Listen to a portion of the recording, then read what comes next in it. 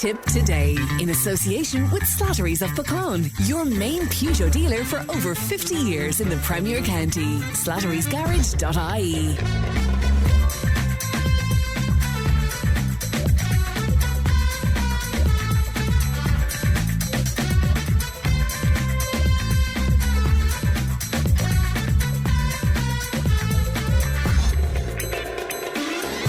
Good morning, welcome along to Tipp Today, 1800 938 007. That's our free phone number. It won't cost you if you'd like to call us, and we are broadcasting live from Nenagh today, and it's always great to be back here in Nenagh. Leanne is producing.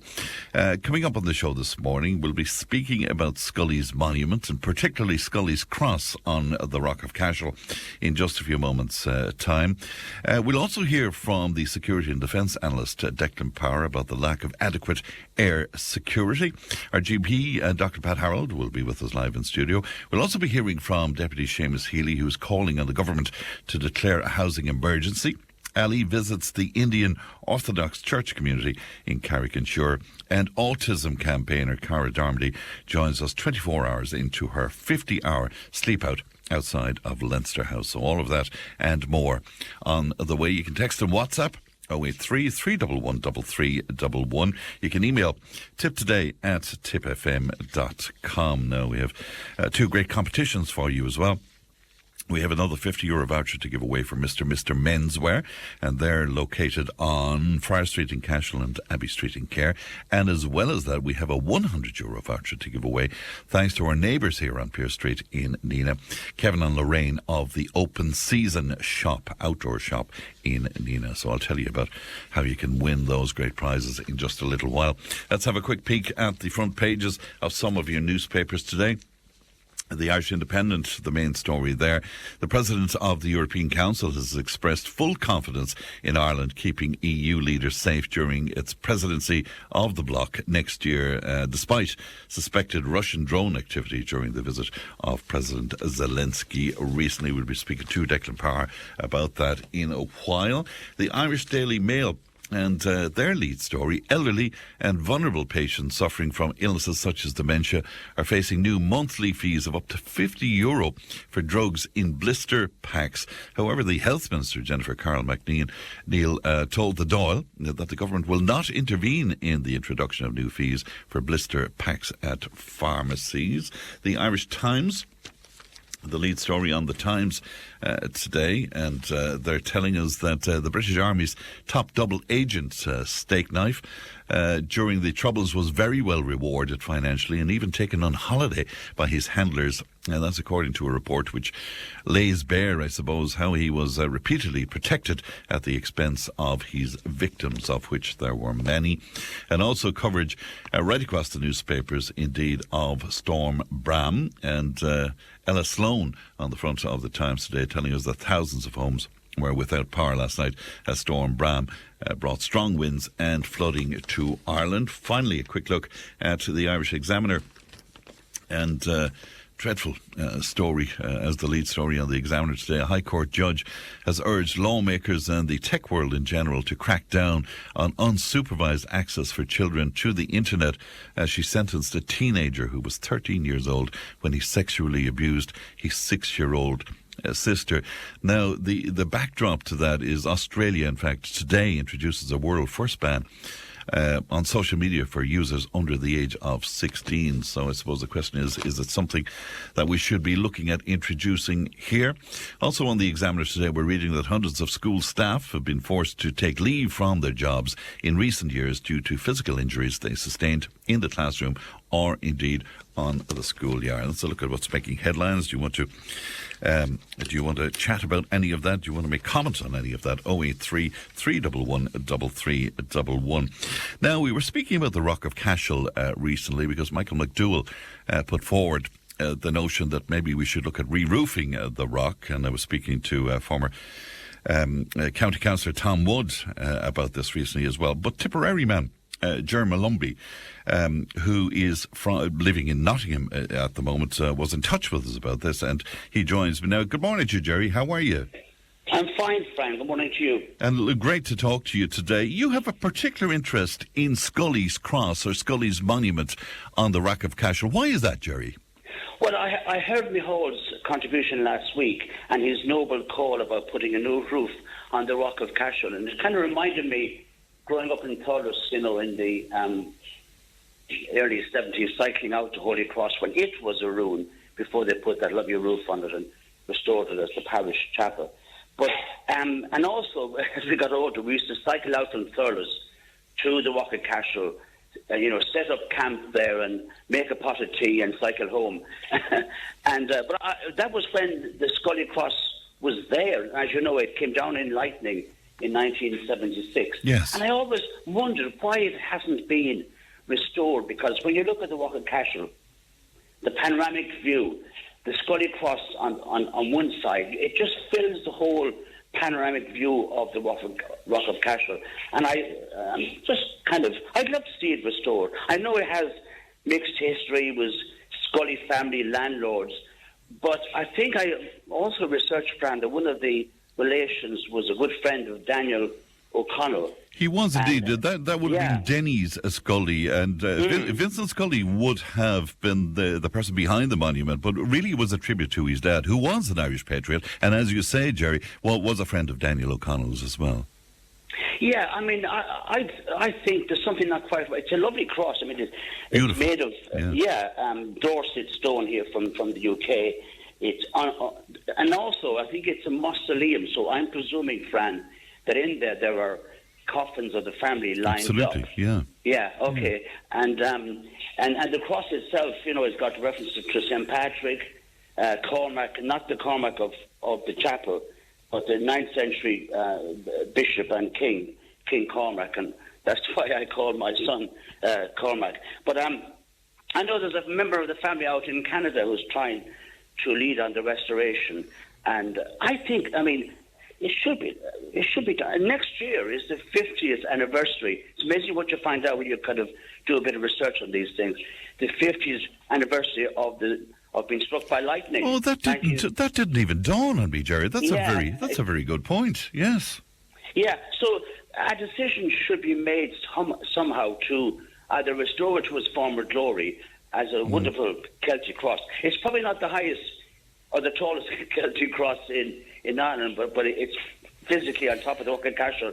It's the highest up. Absolutely, and when you see the old photographs of the Rock of Cashel, you see how carefully it was positioned, where Vincent Scully decided to have the mausoleum and indeed to have the cross. It's looking out over the town. It's amazing, actually, isn't it?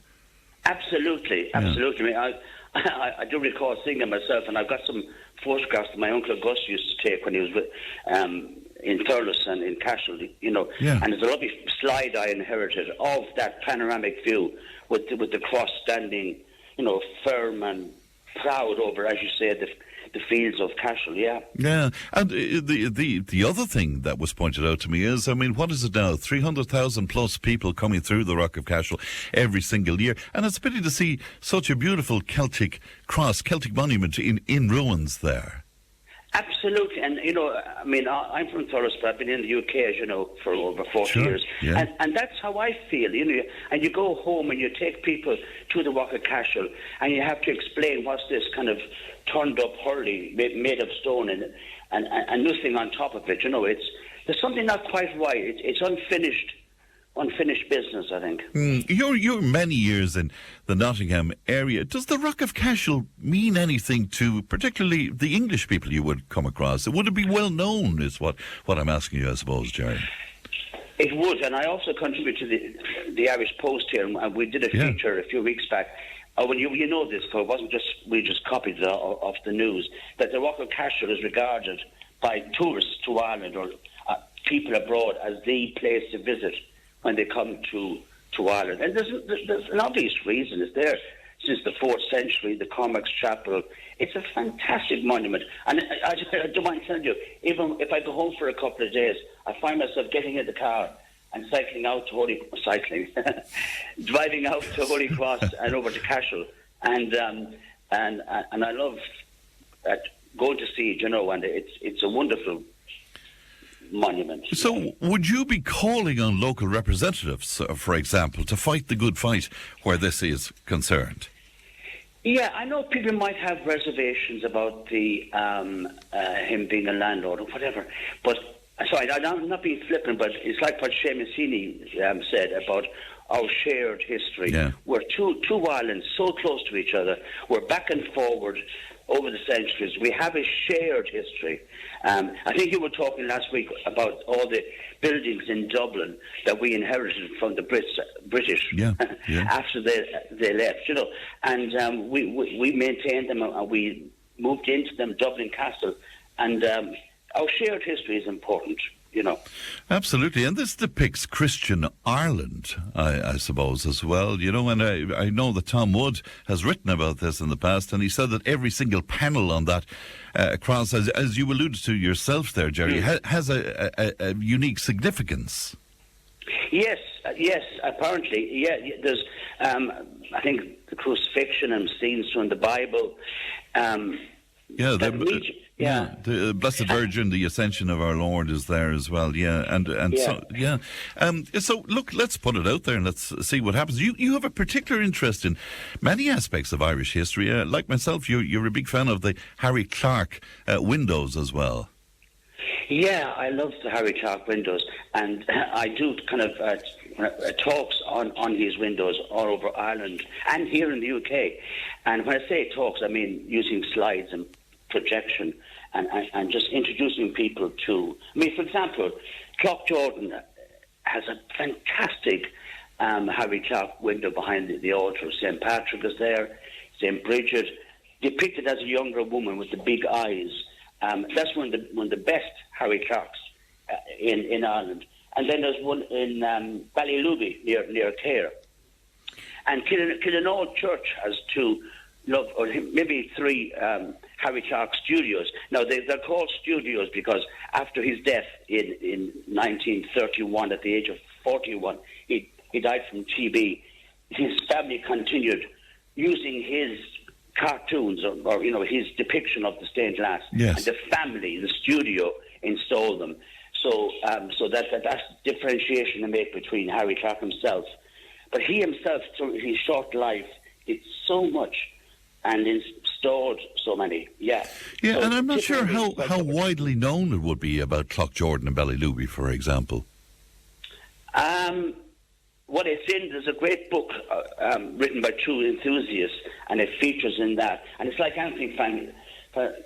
Once you begin to look into things, and when you walk into Clough Jordan Church, and you see the Harry Clark, and you know distinctly it's the Harry Clark because of the blues and the reds, and he has a great use of pink. He does great ensemble colours. I love, and whenever I do give a talk, someone will say, "Do you know there's a Harry Clark in Dingle?" And yes, do you know there's one up in Bannerrobe in Mayo, and there's a Harry Clark in the V&A here in London. Is there indeed? I didn't realise that. Yeah. Well, I tell you what it is. I didn't realise it. I was in Edinburgh giving a talk and saying to people, I'm a self-taught enthusiast, and someone at the end said to me, "Do you know there's one down in the V&A? It's a Harry Clark studio, but it's a depiction of the second half or something that he designed, but the studio, it was in a convent in Dublin, and then the V&A bought it.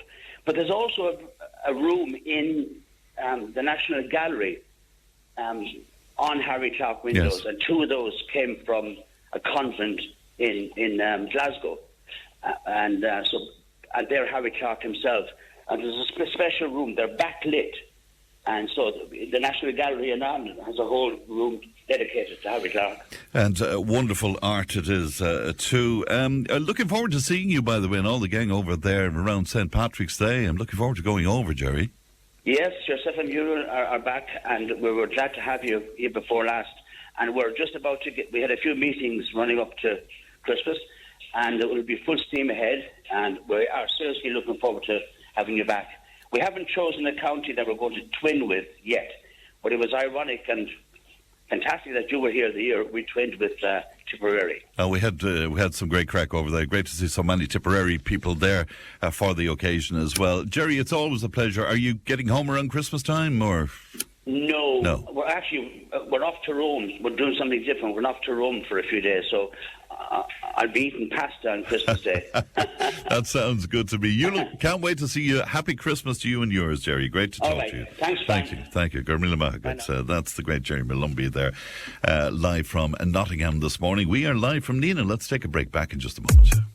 Tipp FM's Tipp Today. With Slattery's Garage, Puck On. Main Peugeot dealers in the Premier County. And now stocking the full range of the luxury French car brand DS Automobiles. Book your test drive today with Slattery's Garage, Puck On. See slatterysgarage.ie. Tipp FM's Tipp Today. With Slattery's Garage, Puck On. It's time to change. Test drive the award-winning range of Peugeot hybrids and fully electric vehicles at Slattery's Garage today. See slatterysgarage.ie. Now, welcome back to Nenagh. A national inquiry will be conducted by the Irish Military Intelligence Service and Garda headquarters following the recent incident involving 5 military-styled drones attempting to disrupt Ukrainian President Volodymyr Zelensky's state visit to Ireland last Monday. Security and Defence analyst Declan Power joins me now. Good morning to you, Declan. Good morning. And thanks very much for your time this morning. Just reading on the front of The Independent today that the President of the European Council has expressed full confidence in Ireland keeping EU leaders safe during its presidency of the bloc next year. Are you as confident as that, Declan? Well, I think it remains to be seen. It depends on what has been explained and what the gentleman you mentioned was briefed on. I'm sure, look, to be quite honest, I'm sure that the state authorities have been putting plans together and have an outline of how they're going to go about this. And we should remember that we have had state visits that have required high levels of security before. But this one is different in that there is a different environment out there because there is a shooting war going on Europe's doorstep, and there is a hybrid war going on throughout Europe. And there is no doubt about that. All of our European partners have been experiencing variations on the theme. So I think what's important to understand here is that we need additional things in place. And I would say that the briefing yesterday probably showed where we will be by the time the European Union presidency rolls around for us, as opposed to where we are now. And I would imagine that there are a number of different things, systems and assets that will be in play and levels of assistance. And I've no doubt that will be in place. What I suppose my biggest objection is that we've always managed to get through things because we reach out, we'll get the assistance we need. Yeah. We've always benefited from help. But we always do it under the table. And then it leads to these circular, superfluous and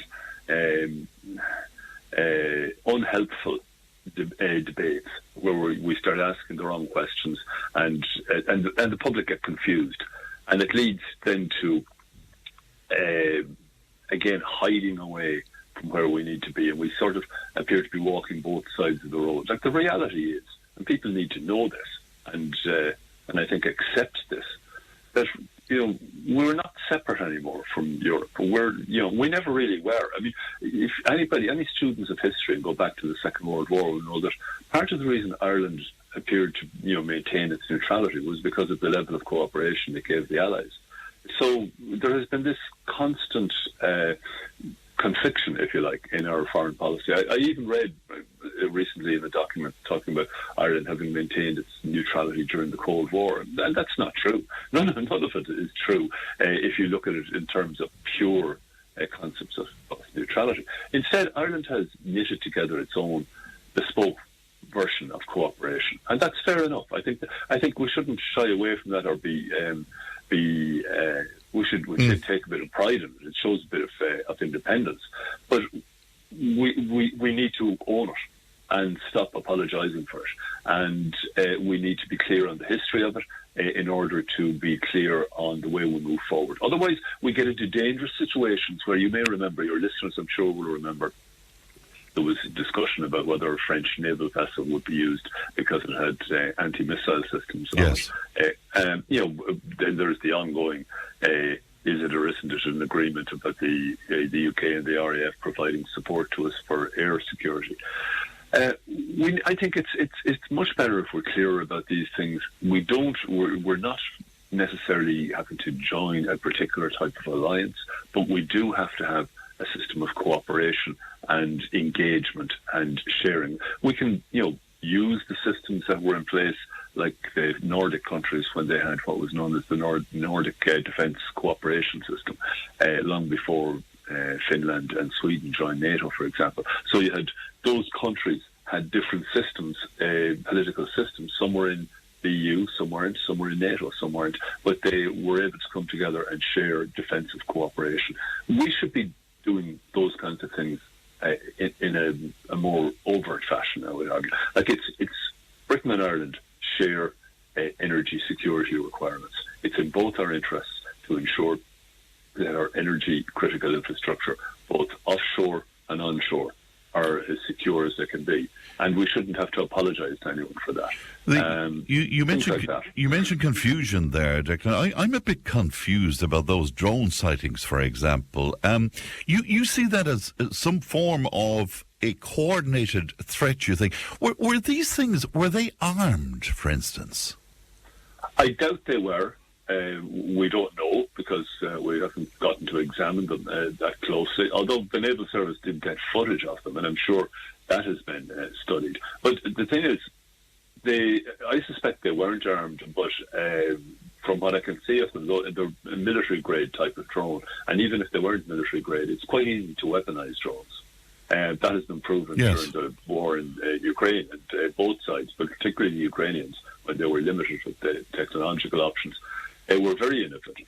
So I think the point to take on board here is we didn't have our ducks fully in a row there for that operation. The Naval Service should have had electronic countermeasures that would have allowed them to deal with something like drones without the only option being lethal force and a line-of-sight weapons. And when I say line-of-sight, that means, quite literally, you have to be able to sight them. And, the gunner has to be able to see them in the sight of the weapon. Now, that's very World War II stuff. And we do have the technology in the defence forces to have radar-controlled fire control systems, and all naval vessels should have that. In fact, they were due to be fully updated. But then we don't want to just rely on that, because there are easier ways to manage drones. Like the electronic countermeasures do a variety of things. They can either cause the drone to self-destruct, or they can just interrupt the signal between the operator and the drone, so it's no longer controllable and perhaps falls out of the sky. And that's effectively how they operate around airports, so that if they fly into an airport zone, that they're no longer functioning. And also, we need to be careful too, and this is a classic Irish thing, of drones now are the security issue du jour. But,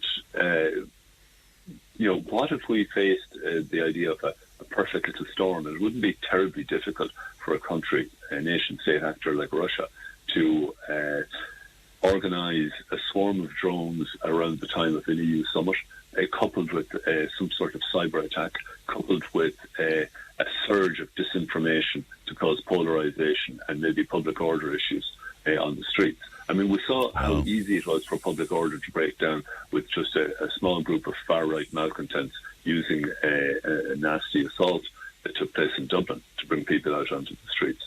So these are the things that our state is facing in terms of security challenges. And again, I beg your pardon, Declan, but if these drones then, if they were not armed, was it about reconnaissance? Was it about a show of might? Was it saber rattling? What do you think it was about?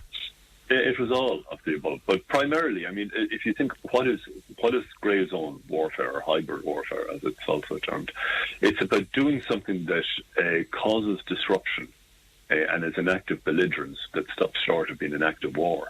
And what it was doing was it was showing to Ireland in particular, but to Europe and the world in general, how vulnerable we were, how Russia could project power. The same kind of principle as they did when they were going to have their offshore naval exercises just before they invaded Ukraine, where they wanted to distract. And in this case, it was also to show that they had a reach, that if they wanted to, or at least this is the way that they would have been writing the narrative, that they could have done more damage to Zelensky perhaps than they did, to give that indication. It also shows their own population that they have a degree of power projection as well. The reality is that the Russians are quite limited in terms of their kinetic operations, their conventional warfare, as we've seen. But they are quite adept at being able to combine the elements of hybrid warfare and to be, at the very least, troublesome and at the very worst, divisive. And this is something that Europe is going to, I think, have to accept as being around for the foreseeable future.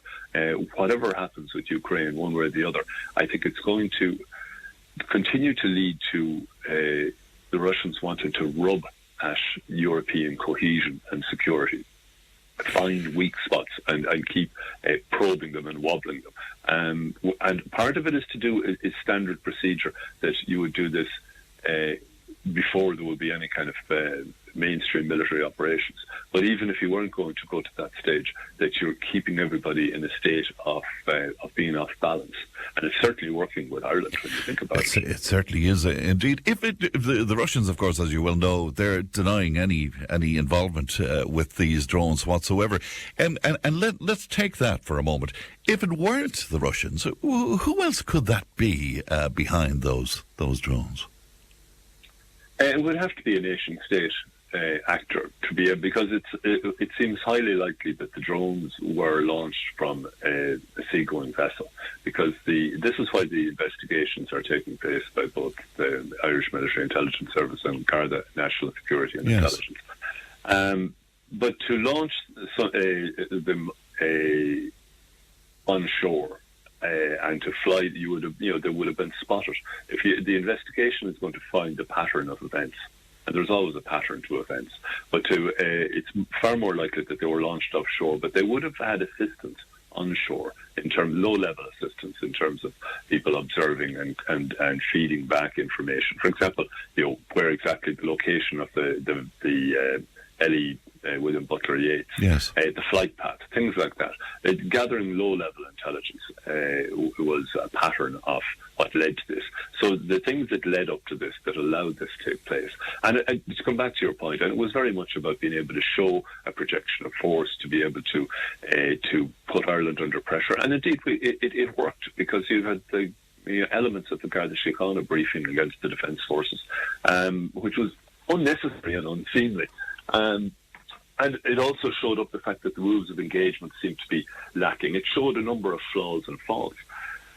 And I think, to come back to your point, though, in the world of intelligence, where they're not looking for courtroom levels of evidence, you're looking at who stands to gain in a situation like this. And the idea that this could have been anybody else doesn't stand up, because there has been a whole pattern of events throughout Europe, and military intelligence services and agencies that are far better resourced than ours have all come to the same conclusion. The Danes, the Poles, the Romanians, the Germans, and I suppose to take some little comfort out of this too, the countries that are far better organised in terms of defence than us have all struggled with this, because the nature of the drone threat, and it's a little bit like the cyber threat, it's low level, that it doesn't require a full spectrum military response. So, dealing with drones, while you could use surface-to-air missiles to shoot them down, or even scramble jets, that is not a long-term or even medium-term solution. It's kind of using a sledgehammer to crack open a nutshell. And so it's shown up weakness in the European security and defence architecture. And can I just finally ask you briefly, Declan, with all of your experience, if you were the captain on the William Butler Yeats and these were spotted, would you have taken the option of taking them out with a missile of some kind? Would you have taken that option? No, what is drummed into every member of the Defence Forces from the very early stages of their training is the use of lethal force based on something that used to be known as COD6. And that would be based on, you'd open fire based on defence of life, defence of your own life, defence of your comrade's life, defence of the post protected, and to stop yourself or your comrade from being forcibly disarmed. So, while that's drilled into every individual soldier, sailor, airman, it operates on a broader basis as well. So the captain had to make a decision. What are these things doing? Are they a threat to life? Now, at this stage, he would probably have been aware that Zelensky's aircraft had landed. Yes. And so the real question was, were these drones a threat to his ship and his ship's company? And that was ascertained, I'd say, fairly early on, that they weren't. So they probably were able to determine that there were no weapon systems on the drone and that the nature of how the drones were flying around weren't impeding the safety of the ship. Had that been the case, I'm sure he would have given the order to open fire on them. So the second question is, if they're not a direct threat to life or infrastructure, and this is happening out at sea, is there a need to open fire? And you could extrapolate from that, yeah, perhaps there is. They're in a no-fly zone. I have the legal authority to shoot them down. That would be one way of looking at them. But the second one is, if he had means other than kinetic means to shoot them down, I'd say, or to impede them or to destroy them, he probably would have used them. What would be the point of opening fire and maybe then being seen as an escalation? And then he would have had more questions to answer. Was it an unnecessary escalation? I have no doubt that if there was any defensive requirement, if there was anything that appeared to indicate a threat to life of anybody concerned or a threat to infrastructure, that he would have given the order to open fire. But this is where we come back to rules of engagement. We have a new type of threat, and therefore we need to update the rules of engagement for both our defence forces and for our armed gardaí, and for there to be utter clarity. And I would argue that our government, the relevant ministers, the relevant authority and leaders, they need to start. We've got a wake-up call now. This is a good thing, I would argue. So we need to start wargaming a little bit about this. Various scenarios that could happen, and when decisions have to be made in extremis, that they get walked through. No more than a team that takes the pitch on All-Ireland Day have gone through all the drills, they've trained together so that things work in a seamless way, or that if things come apart, they've got a game plan that they can get back into it in a crisis situation. We need to be doing that, not just in a singular way within the Defence Forces or within Garda Síochána, but in a multi-agency and whole of government and whole of society way. And that's how you build resilience in a society. And that's really where our focus needs to be now. Fascinating. Thank you so much for your time this morning. Really appreciate it, Declan. Thank you. Good morning to you. That is Defence and Security Analyst Declan Power speaking to us this morning. We are live from Nenagh. How do you feel about that? 1800 938 007.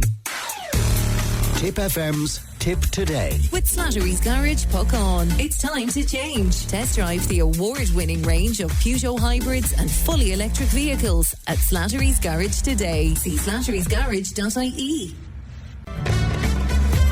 If it matters to you, it matters to us. Call Tipp Today on 1-800-938-007. Welcome back to Tipp Today, live from Nenagh today, and delighted to have our GP, Dr. Pat Harrold, with us in studio. Good morning to you, Pat. Good morning, Fran. Good to see you today. Are you run off your feet with flu jabs and flu and COVID jabs and all of this? It's doubling the numbers. They reckon they'll need about 2 hospitals for the affected flu. The numbers are shooting up. 9 people have died by the 1st of December of the flu this year. So it's a doozy.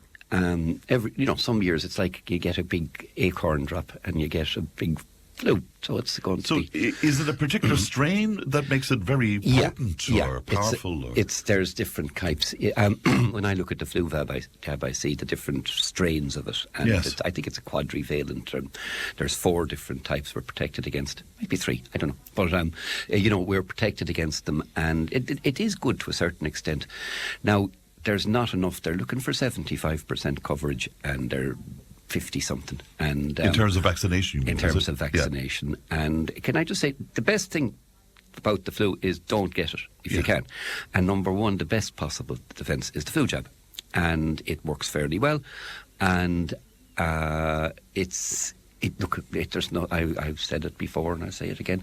There's nothing in it that can give you the flu. Right, and you're sure of that as far as you're... And there's a nice one you can squirt up your nose for babies, or for children. But every time we talk about vaccination, somebody will tell me, we went and got the flu jab, and sure, the next day we were... Yeah, you probably got something else, or you might have got the flu. And look, I remember I got the flu vaccine for something, and I was brewing it, but... even before the vaccine? Well, I didn't know I was brewing it. You see, the thing about the flu is the flu hits you really fast. Right. You're minding your own business at breakfast time, and by tea time you're stretched in the bed. That's a great sign that you've got the flu. And you'll be infectious for 3 to 5 days. So Dr. Scott Walken, my good friend in the Irish College of General Practice, said, don't go to work, don't go out, don't socialise, don't go to the pub and be coughing over everybody. That's number one. Just don't go in. Basic stuff. Yeah. Number 2, if you're sneezing and coughing, don't sneeze all over. And number 3, wash your hands and be careful. Because imagine if you went in an escalator now and all the hands and that. Sure, yeah. And if you go to a funeral, use the hand sanitisers. When you've put down the biro and you've signed your name, and use the hand sanitisers, because I always get people getting sick after funerals, as you can imagine. Of course, indeed. What am I hearing about this super vaccine or super boost that's there for over 65 or something, but now the government aren't paying for it or something? What is the story around that? They weren't going to pay for it, was the idea. Some countries got an improved one. There was a bit of a turbocharge in it, and it meant that your immune system was more likely to respond to it better. So it's in a lot of countries. I think Australia, and a lot of them got it, but it was quietly shelved by the minister. Because of cost? Because of cost. So they didn't get it. There's a letter in the Irish Times about it today, and somebody saying, well, I got the influenza, and if they'd coughed up for... There's a little wonder. If they coughed up, I mightn't have got it, which is fair enough point. But I suppose that's budgets for you. Right, but how do you feel about that? Do you think it should have been made available to people? Well... Because it's false economy, really, if people are going to end up in hospitals, isn't it? Honest to God, yeah. And as they say, I think... Last time I looked, there was... You see, the statistics are all about 2 weeks behind. There was something like 400 people in hospital, and every one of those is costing God knows how much a day. Because you might wonder, how do you end up in hospital with the flu? But if you're pregnant, or if you're a poor immune system, if you're... there's a variety of conditions that you will need to be hospitalised.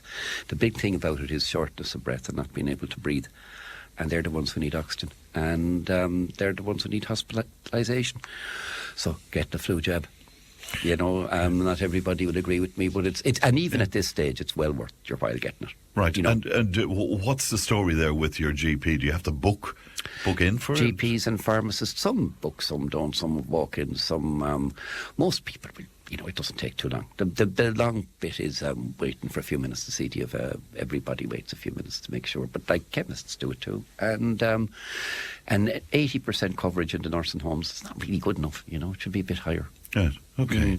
Will you talk to us about something else that is a bone of contention for some people, which is supplements and vitamins? I know that we were speaking about it on the programme yesterday, and one very irate gentleman got onto us and said, will you stop talking about that nonsense of supplements and vitamins? We should all get what we need from a proper diet. Discuss, as they say in the Leave You Sir, Pat. How do you feel about that? To a certain extent, he has a good point. We should, but we don't. And I did a bag pack one time, I'll never forget, to see what people were eating. First of all, we don't really get what we need from our diet. we should get 80% of it non-processed foods or lightly processed foods. Now, if you've got chickens running around the garden and you've got a tunnel and you've got fresh green winter vegetables and you can pick a grape off the vine still in your glass house and you can eat apples from the tree. Very idyllic. Oh, isn't it marvellous? And I see you've got, it's fantastic, but most of us don't. Sure. Our blueberries come from Peru or somewhere. They're frozen. God knows, and blueberries are a good source. It's very hard to get fresh stuff and lightly processed food. Like breakfast cereals are pointing. If you look at the breakfast cereal, you see list of ingredients. Like it'll go down half the page. Literally your list of ingredients should be one thing, porridge oats or something. So some people do need it, and the ones that are big one in Ireland is vitamin D, because we just don't get enough from sunshine. So everybody, especially kids, should get vitamin D supplements in the winter. Folic acid. If I ever test for folic acid, that's the one in green leafy vegetables. Nearly everybody's do. If you've any prospect whatsoever of becoming pregnant, you should be on folic acid, because the important time to take it is before you get pregnant, and it takes a while to build up in your system. The iron for some people, like vegans, should be in a B12 supplement, but most vegans are fairly smart, they know that. But some people though, but you shouldn't. Everybody shouldn't take low iron. Or take iron, because some people are too high in Ireland, hemochromatosis. So taking blanket vitamins, things like vitamin A can store up, and they're actually bad for you. Yes. But most kids should be on some kind of vitamin supplement, especially in winter. And it's no point giving them one they don't like.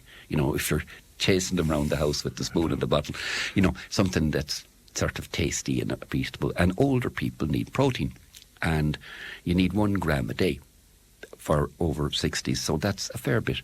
Fresh eggs from the farm, just the ones you get, not some hellhole of a Bath-free farm at the other end of the world, are a great source of protein.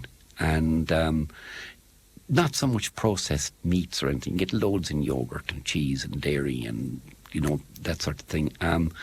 That's basically... Yeah. So it's a qualified answer, and then you could be on tablets. And if you're on metformin, for instance, for diabetes, you could be low in vitamin B, B12, and then you might start... Oh, does that affect it does, yeah. vitamin B? It does, and that's interesting. because you're diabetes drug. Because you've got diabetes, you might be on an aspirin, because you might have cardiovascular. So you're probably on something to protect your tummy, the PPI. Don't stop taking it, but that interferes with your magnesium and your B12 again. So what you want to do is tailor it to the person. You wouldn't go lashing, if you go lashing 10, 20 around the garden all day, you won't get any great results. But if you target it, if some plants need this, some plants need that, and we're no different to it.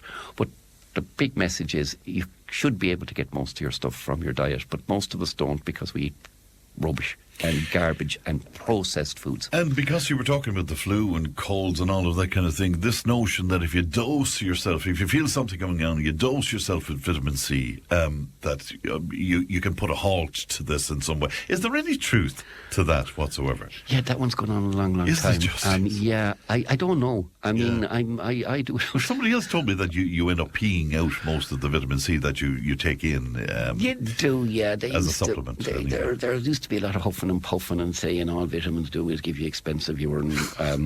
But at the same time, most of us are very deprived. And if you're eating sugary and salt foods, you don't absorb things properly. Right. Because the gut mucosa, the microbiome, you see, we know a lot more than we used to. The microbiome is living in your gut. You want it healthy, like a garden. It's got to be functioning. And if you keep pouring salt and sugar combinations onto it, you're damaging the gut mucosa, and you're not absorbing things like you should. You see, you can be absolutely huge, and you can be still suffering from malnutrition, because there's not a lot of vitamins in a pound of lard. So it's a complex kind of a thing, and something people would... I know, and my family tell me I'm not well informed in all this stuff at all.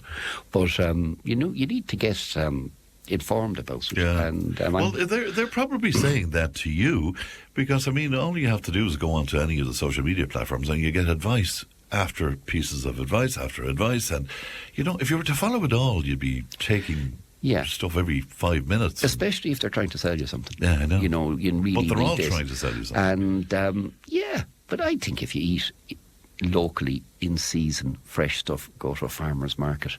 If your Brussels sprouts are picked that morning, that is just what you need. And always bear that in mind. Yeah, because you mentioned blueberry, one of our listeners is wondering, is that the superfood it's supposed to be? We hear that about blueberries all the time, don't we? Blueberries are full of good things, you know. And my little granddaughter Ayla loves them, and but you need to squish them for babies, I'm told. Oh, right, okay. Yeah, and well, she's a year, I suppose. Yeah. But you know, blueberries are great.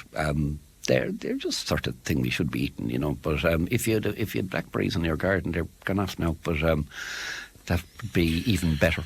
Yeah, but we have to look at the source of all these things, and are they frozen or are they kept in sort of... Yeah, frozen isn't too bad. You can freeze vegetables and it's not too bad. Tinned tomatoes aren't too bad. You know, lightly processed porridge oat syrup. They're okay, they're lightly processed. But it's the 80-20 rule. If you're 80%... If you go down to the food hall in Nenagh, the most wonderful bread. And, I mean, I can't eat it because I'm celiac, and which is another group that should be taking vitamins. And I'm very bad at it. But...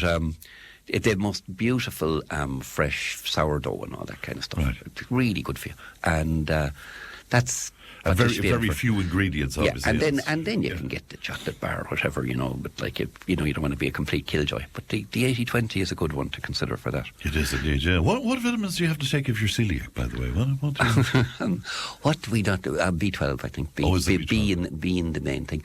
But I always try to take vitamin D in the winter, especially. Right. That's because of lack of sunlight, is it? Lack of sunlight, especially if you have dark skin or you're indoors most of the time, like most of us are indoors. What does that do for you? If you take these... You see, I've taken them all over the years, but I never feel any different after them, to be honest with you. Look at the stage. The picture of health here. But I do. For once, Fran, I'm speechless. I don't know what to say to that. No, but I've tried all these things that people tell me, oh, you feel much better if you do that. And I never feel that. A lot of these things you don't appreciate. Like, you don't know what the state your arteries are in, you know. Like it's like lifting the bonnet. Lift the bonnet of the car. The car can look great. And you look at the engine and it's shocking, you know. So I don't know. Yeah. Like, most of us aren't in a state of malnutrition where we like scurvy or something. You need vitamins. You know, if you were, God knows, in a concentration camp or something and you need your vitamins to perk up, but like most of us are sort of ailing along badly, you know. Yeah, just about, yeah. But that notion of and just finally a multivitamin where as if you can have everything in the one pill, I'm very suspicious of that. You won't get your... I remember in science fiction years ago, I used to love those things, but like you take your pill and everything is in it, but you need your fibre. Right. You need loads and loads of fibre, and most of us don't get anything like the amount of fibre. We know the gut needs something to be chewing on, you know, and you need sort of things like that. You need proper, you know. So proper stuff is stuff from the garden. That's it. A pleasure as always, Pat. Thanks very much indeed. RGP, Dr. Pat Harrold. All right, news and information's on the way. We are live from Nenagh. Tip FM's Tip Today. With Slattery's Garage, Puck On. Main Peugeot dealers in the Premier County. And now stocking the full range of the luxury French car brand DS Automobiles. Book your test drive today with Slattery's Garage, Puck On. See slatterysgarage.ie. Tip FM's Tip Today. With Slattery's Garage, Puck On. Over half a century driving the people of Tipperary and surrounding areas with quality, reliable and economical vehicles, new and used. Call the sales team today to discuss your next car or van on 067 24111.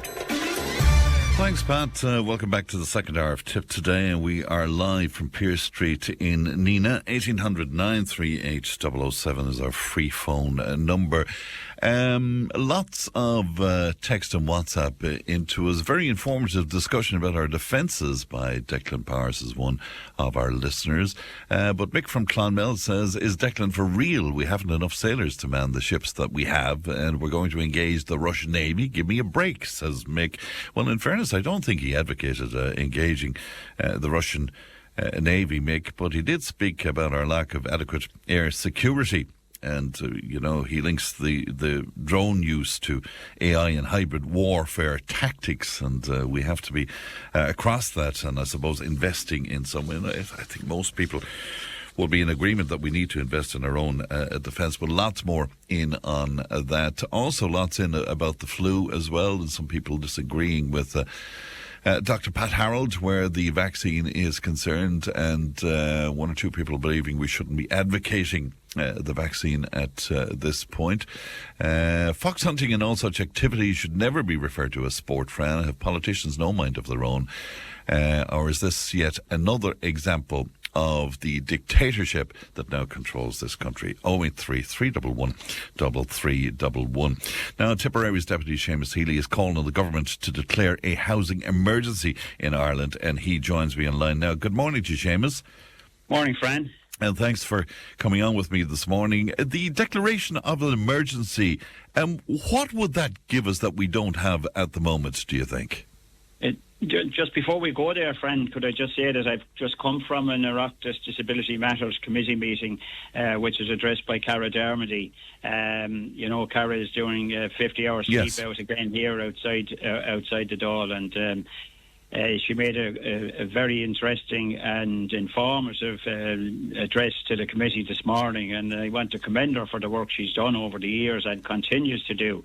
And I think she has got a number of wins in relation to the whole area of assessment of needs. She got an additional almost 20 million euros for that, but crucially she's also got a commitment now from the Taoiseach that the 6-month referral the referral period within which an assessment of needs must be completed will not be abolished. And there was very strong indications earlier in the year that the government were going to bring in legislation that would abolish that.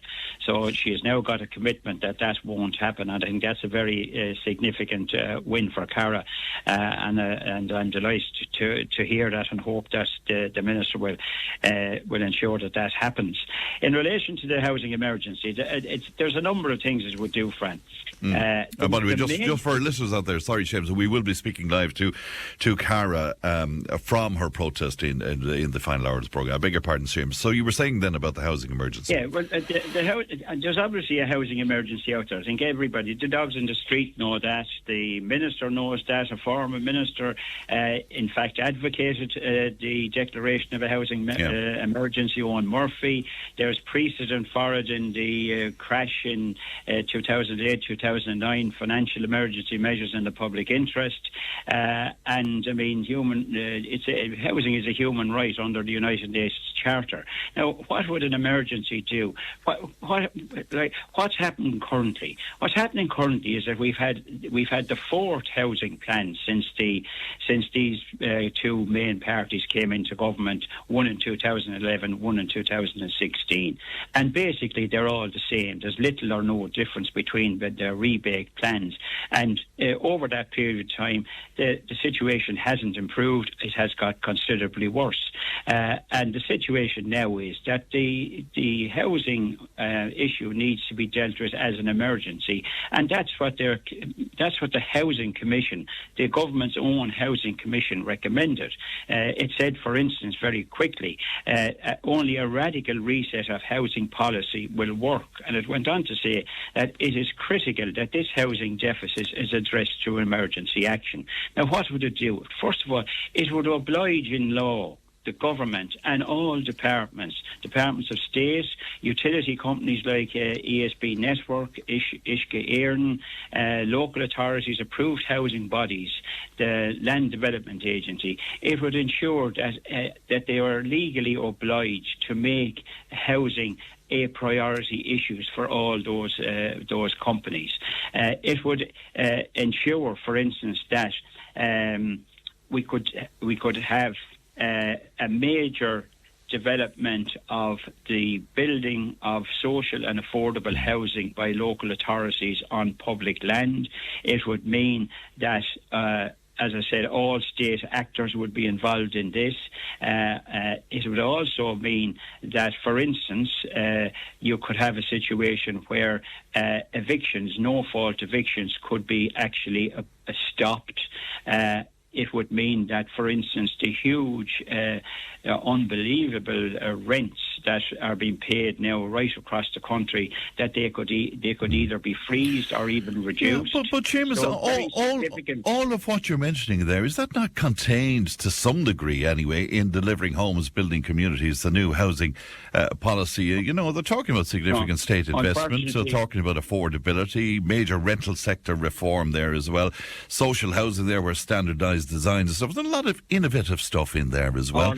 All talk, unfortunately, Fran. We've had all this before. This is the fourth plan that's been introduced by this government, and each one of them are very similar to the most recent one. Right, but the planning and the judicial reviews and stuff is being tackled this time round. All that's been spoken about for quite some time. The planning and judicial reviews aren't what is at the heart of the housing emergency that we have. What's at the heart of the housing emergency is the fact that way back in 2002, Bertie Ahern and Mary Harney stopped local authorities building houses. They said the private sector was going to do it. And that situation created what we have now. Right. In recent years, there has been some development in the building of council houses by local authorities and approved housing bodies, but not nearly enough. And the fact of the matter is that what's in this report, as I said, is basically a refresh or a rebake of the other plans which simply haven't worked. Right. We need and that notion of 300,000 new homes by 2030, so in other words, over the lifetime of this government. Yeah. Well, first of all, Fran, that 300,000 is the only figure that's in this plan. There's no annual figures in the plan, and the reason for that is that the government don't want to be held to account. Yeah, they took the targets. They took the annual targets out. Yes, they've missed targets year after year after year. And by the way, the department itself, the Department of Housing, have said that even if the targets in this plan, that 300,000 target was met, which of course has never happened previously, but even if it was met, the department have said that it would take 15 to 20 years to deal with the housing emergency that we have. That's completely and absolutely unacceptable. We've had this housing emergency already for 15 years. We don't certainly want to see it for another 15 or 20 years. It's time for emergency action now. It's been advised by the Housing Commission. It was advised by a previous housing minister, and it is the only way that this can be dealt with, and that people can get a reasonable roof over their head. And Seamus, you make reference yourself to Bunreacht na hÉireann, to our Constitution. Should it be enshrined in the Constitution, a right to housing, do you think? Because that's not there at the moment. That's correct. It is enshrined in the United Nations Charter. Yes, but not in the Constitution. But it's not in the Irish Constitution, and it certainly should be, and it's something that I've advocated for quite some time now, and others have done so as well. The reference I make to the Bunreacht na hÉireann in the address I made to the Dáil last week was in relation to the area of private property, because obviously anything that might impinge on the right to private property is something that would be contested in the courts. Now, the Bunreacht na hÉireann indicates in Articles 43.2.1 and 43.2.2 that private property rights are essential, but it says that on occasion it may be delimited by law, the exercise of these rights, with a view to reconciling their exercise with the exigencies of the common good. And right, but that's very vague. I know it also says that. But it is. But it is the part of the Constitution that allowed the financial emergency measures in the public interest to be brought into play in 2011. So it's important that any legislative position would be underpinned by the Constitution, which it is, and would be obviously passed by. But because it's so vague, do we need to look at it? Because the other part of what you made reference to, at least my understanding, says that private property rights regulated by the principles of social justice. Now that's vague enough. I mean, how do you determine what the principles of social justice are? The fact, Fran, is that the financial emergency measures in the public interest, they interfered with private property rights as well, and that's why the legislation had to be brought into being to make it compatible with the Constitution. So this is not something new. It has been done in the past. It has been successfully done in the past, and it can be successfully done in the future. Right. The combination. But is it ideology, Seamus? Is it ideology is getting in the way? Is that basically what it is? Absolutely. Ideology is getting in the way. The fact of the matter is that this government and successive governments effectively are supporting multinational construction companies, multinational landlords, and they're effectively ensuring that that private developers, provide houses. Now they will also always provide some houses, but only if they're profitable.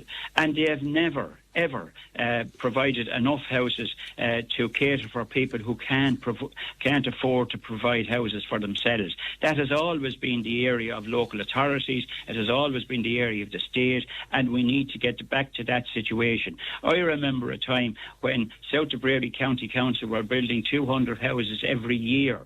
And that's where we need to get back to, because if we don't do that, we're going to end up continually in a situation which we have currently, which is an emergency situation, which is a situation where people haven't the proper roof over their head, which they're paying outrageous rents and outrageous mortgages, and a large number of people are completely cut out of the housing market. They don't have enough income to get a mortgage, and they have a little bit too much to get on your local authority housing list. Before I let you go, you're also calling for the payment of an emergency winter energy credit of at least €500. Do you think even at this late stage are you calling for that, Seamus?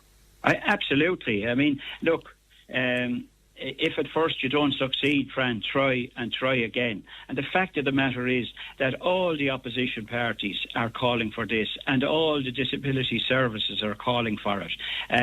The current situation is that the current budget was based on a 2% inflation rate. That inflation rate has now gone to 3.1%. All the energy companies have increased their prices in the last 3 or 4 months. Food prices have gone up by 6%. Energy alone will cost the average household an additional €321 this year, and that's a figure that was provided to the government by the department itself. So the cost of living crisis is there, and we need the least the government can do is make a winter payment to people who are under severe pressure coming up to Christmas. Good to talk to you today, Seamus, and thank you for your time. Good morning to you. That's Deputy Seamus Healy speaking to us this morning. We have that €50 voucher to give away for Mr. Menswear in Cashel and Care. All you have to do is text or WhatsApp and put Mr. Menswear in there along with your name and your details, and we will have that draw pretty soon. We have another fantastic draw for a €100 voucher for open season here in Nenagh, and I'll tell you about that in just a little while. But in the meantime, Mr. 083 311 3311. Tipp FM's Tipp Today. With Slattery's Garage Puck-On. It's time to change. Test drive the award-winning range of Peugeot hybrids and fully electric vehicles at Slattery's Garage today. See slatterysgarage.ie.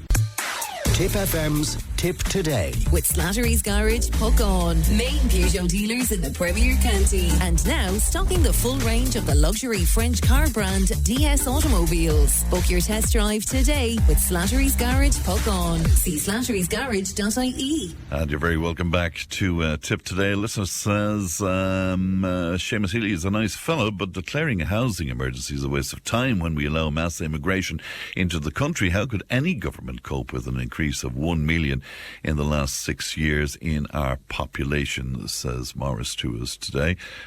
Somebody else saying, who exactly are we providing housing for? It should be Irish citizens only and not the third world. Well, you see, of course, what will be said to you there where that's concerned is we need people from overseas to come in and work in the hospitals and hospitality and all of that, and needless to say then they have to be housed and they have to find a home somewhere along the way. 083 311 3311.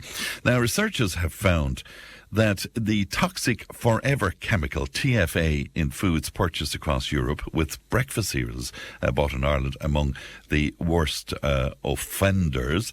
And to talk to me about this, I'm delighted to be joined by a regular contributor to the show, a farmer. Liam Mounsey is with me. Good morning to you, Liam. Good morning, Fran, and good morning to listeners. Good to see you today. I hadn't heard about this. I'm not across this at all. So it's the forever chemical TFA. What exactly is it, Liam? TFA is a trifluoroacetic acid. Basically, is a pesticide that's used in farming, particularly to control aphids and things like that in cotton. We in Ireland don't use it to the extent of other countries, and the reason that it came up in these food samples that was taken, this crowd PAN, Pesticide Action Network, they conducted these trials and they went across 16 different countries and they took 66 samples of food, and some even in Ireland, and particularly our cereals.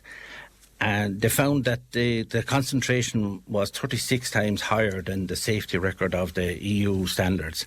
And this is a concern because TFA is linked to cancer. TFA is linked to infertility in humans, particularly young ladies, even impotency in men. So it is a concern. It damages the liver. It's in our food and nobody really knows about it.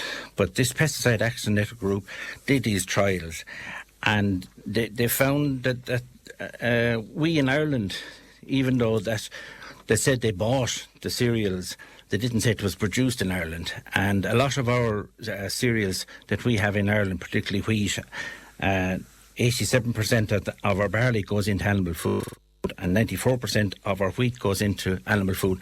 So really it's a case of imported food from places like, if I'm allowed to say it, Russia and where it's unregulated.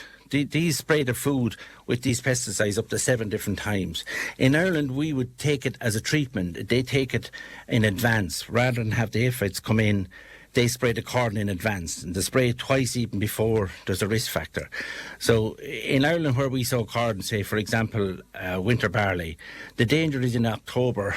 The aphid comes in, he's in the soil, he comes in and he nips the bottom of the barley stalk, and then the fungus comes in, and then we go back and treat it. But in Ireland, that's not really done an awful lot because of the cost. It's up to €40 an acre. So the Irish farmer, it wouldn't pay him to do it. So what he would do is he would try other methods, and we rotate.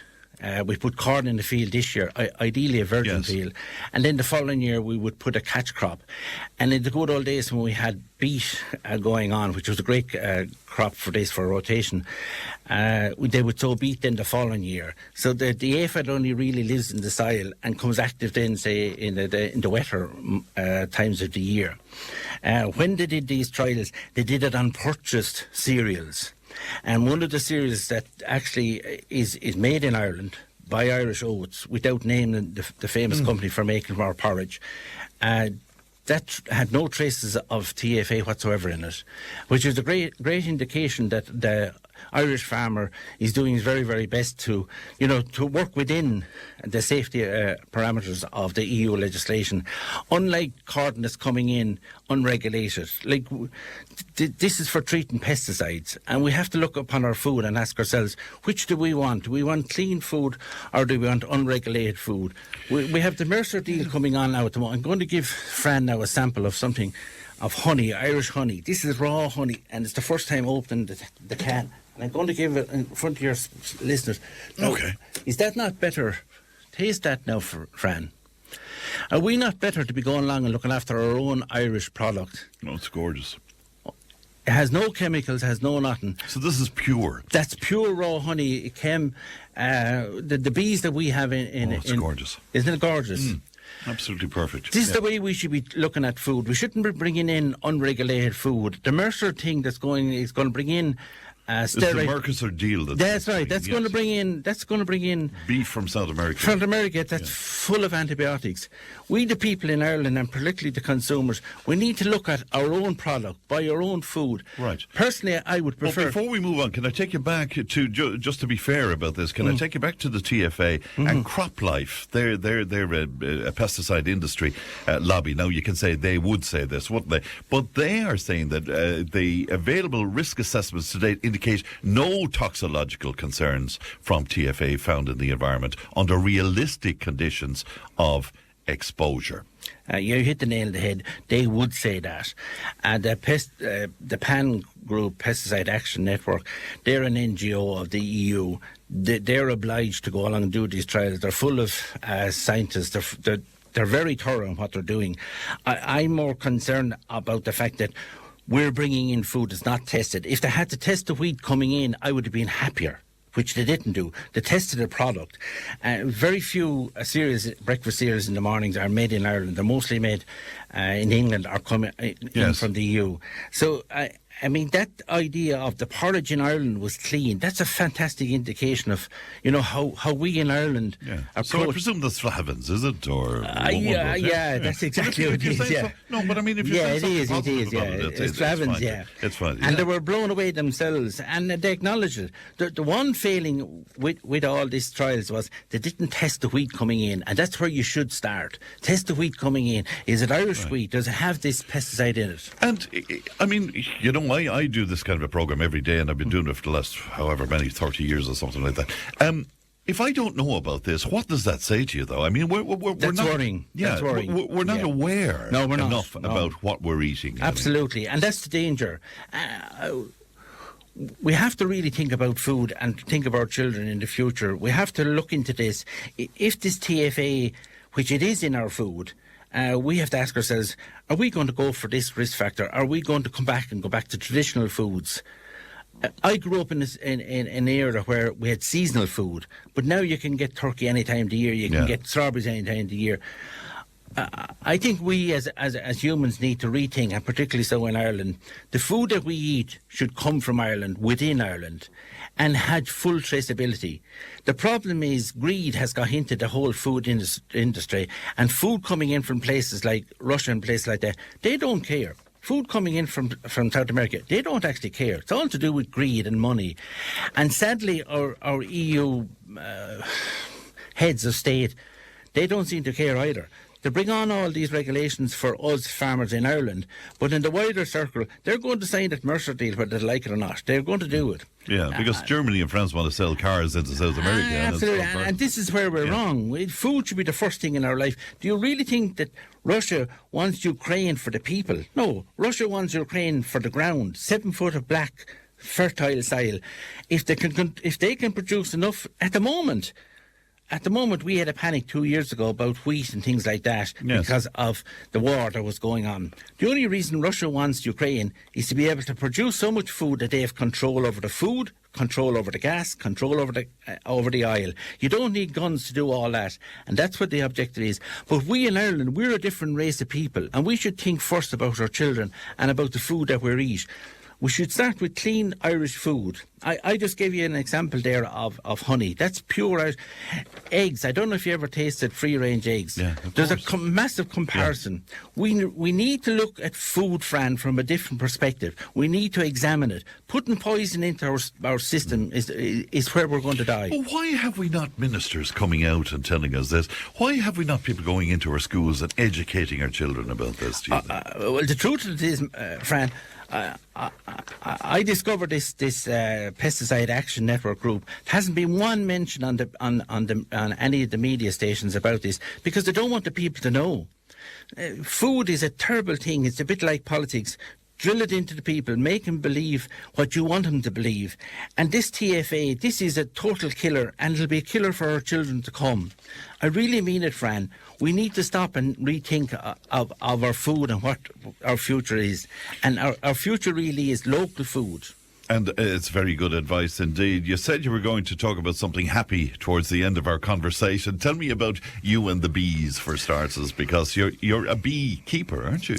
I am indeed, and a yes. honey producer. I am indeed, yes. Yeah. And as you tasted it, that's actually came from our own hives in County Kilkenny. But it's okay, it's safe enough. Well, because of your generosity, I've been having your honey for years, and it's absolutely It is. Real raw honey is the secret.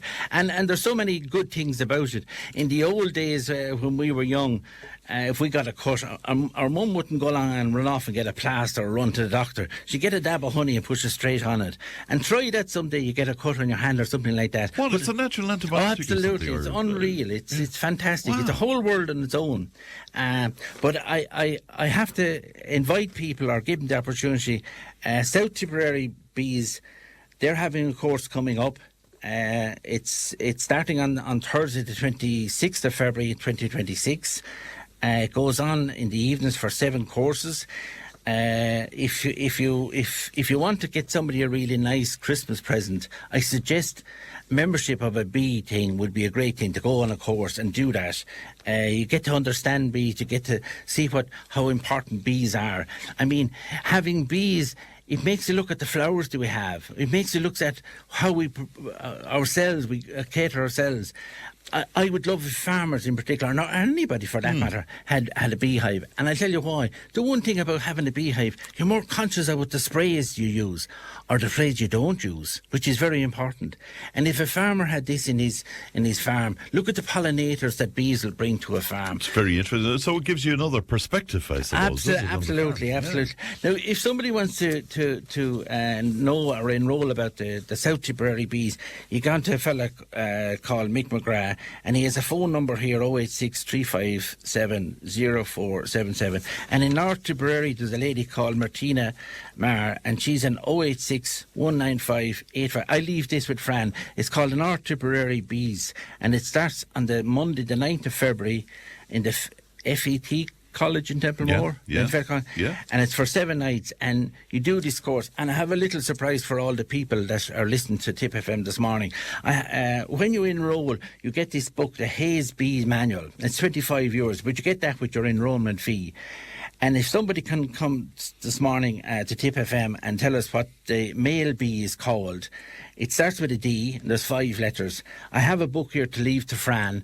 It's all about bees. The Bee Manual. The Bee Manual. I love it. It's absolutely fantastic. So the male bee, is that? The male bee, yeah. The male bee does very little.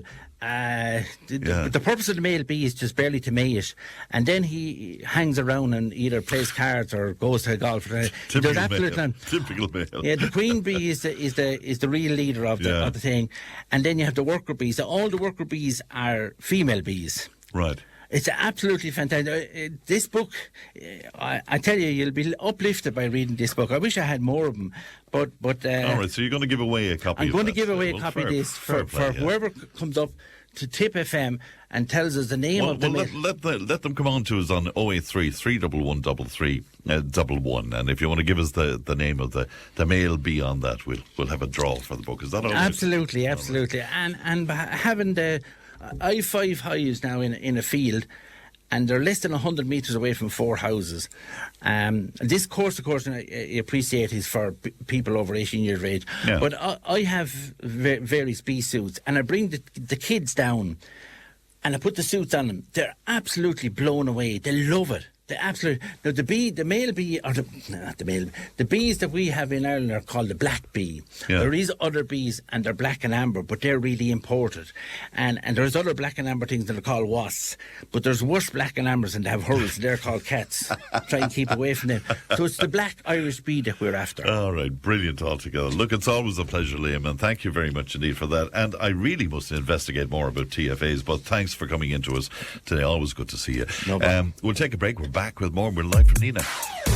Tip FM's Tip Today. With Slattery's Garage Puck On. Now is the time to pick up your next van. From the award-winning Peugeot Partner van to the Expert and the load-lugging Boxer van. We have big vans, high-roof vans, long wheelbase vans. You'll find them all at Slattery's Garage Puck On. See slatterysgarage.ie.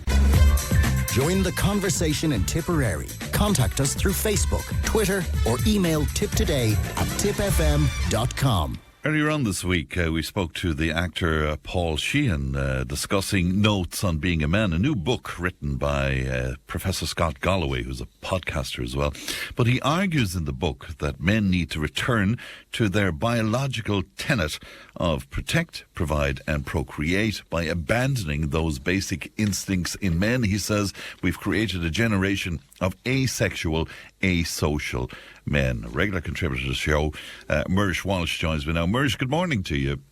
Morning, Fran. And thanks for coming. We asked you to have a look at this for us and to give us your opinion. Do you go along with anything that Scott Galloway is saying, Muiris? I go along with a lot of it. Would you? Yeah. Oh, I would, yeah. I mean, starting with a kind of a stark reality. I mean, I'm 58. When I was growing up, suicide was a very sort of shocking thing that you only ever very rarely heard about. Now we have statistics that, for every 5 people that commit suicide, 4 of them are men.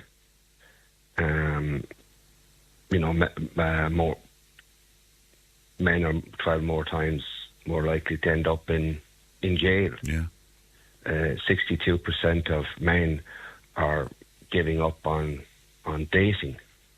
There's a lot of men are more likely to stay at home than move out and find a place. I know we have a serious drug problem, and it's more men than. Not saying that women don't have this. So if you lived in a society or a proper functioning society where any other group with those figures of 4 men out of 5 were committing suicide, you would have programs straight away. And the question, but what tends to happen is that it's because society or the human species is there for 3,000 years. You've had a head start, so the problem is you. It's not us. The other thing before I get on to what I think, there's a lack of empathy there. I mean, for example, I spoke to you last year about me wearing the poppy. I mean, we're of a generation, Fran, that we weren't called upon really to do too much, if anything. But my grandfather was called upon to fight in the First World War. Yeah. 20, 30 years later, men were called upon to fight in a Second World War.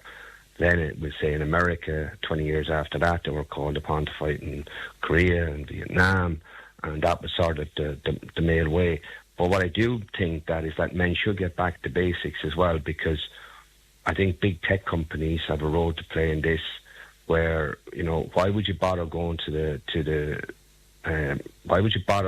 trouble of trying to date somebody when you can do it online, when you have a kind of synthetic porn? We have a porn addiction in this world now. This is a long way away from, trying to get your hands on Playboy.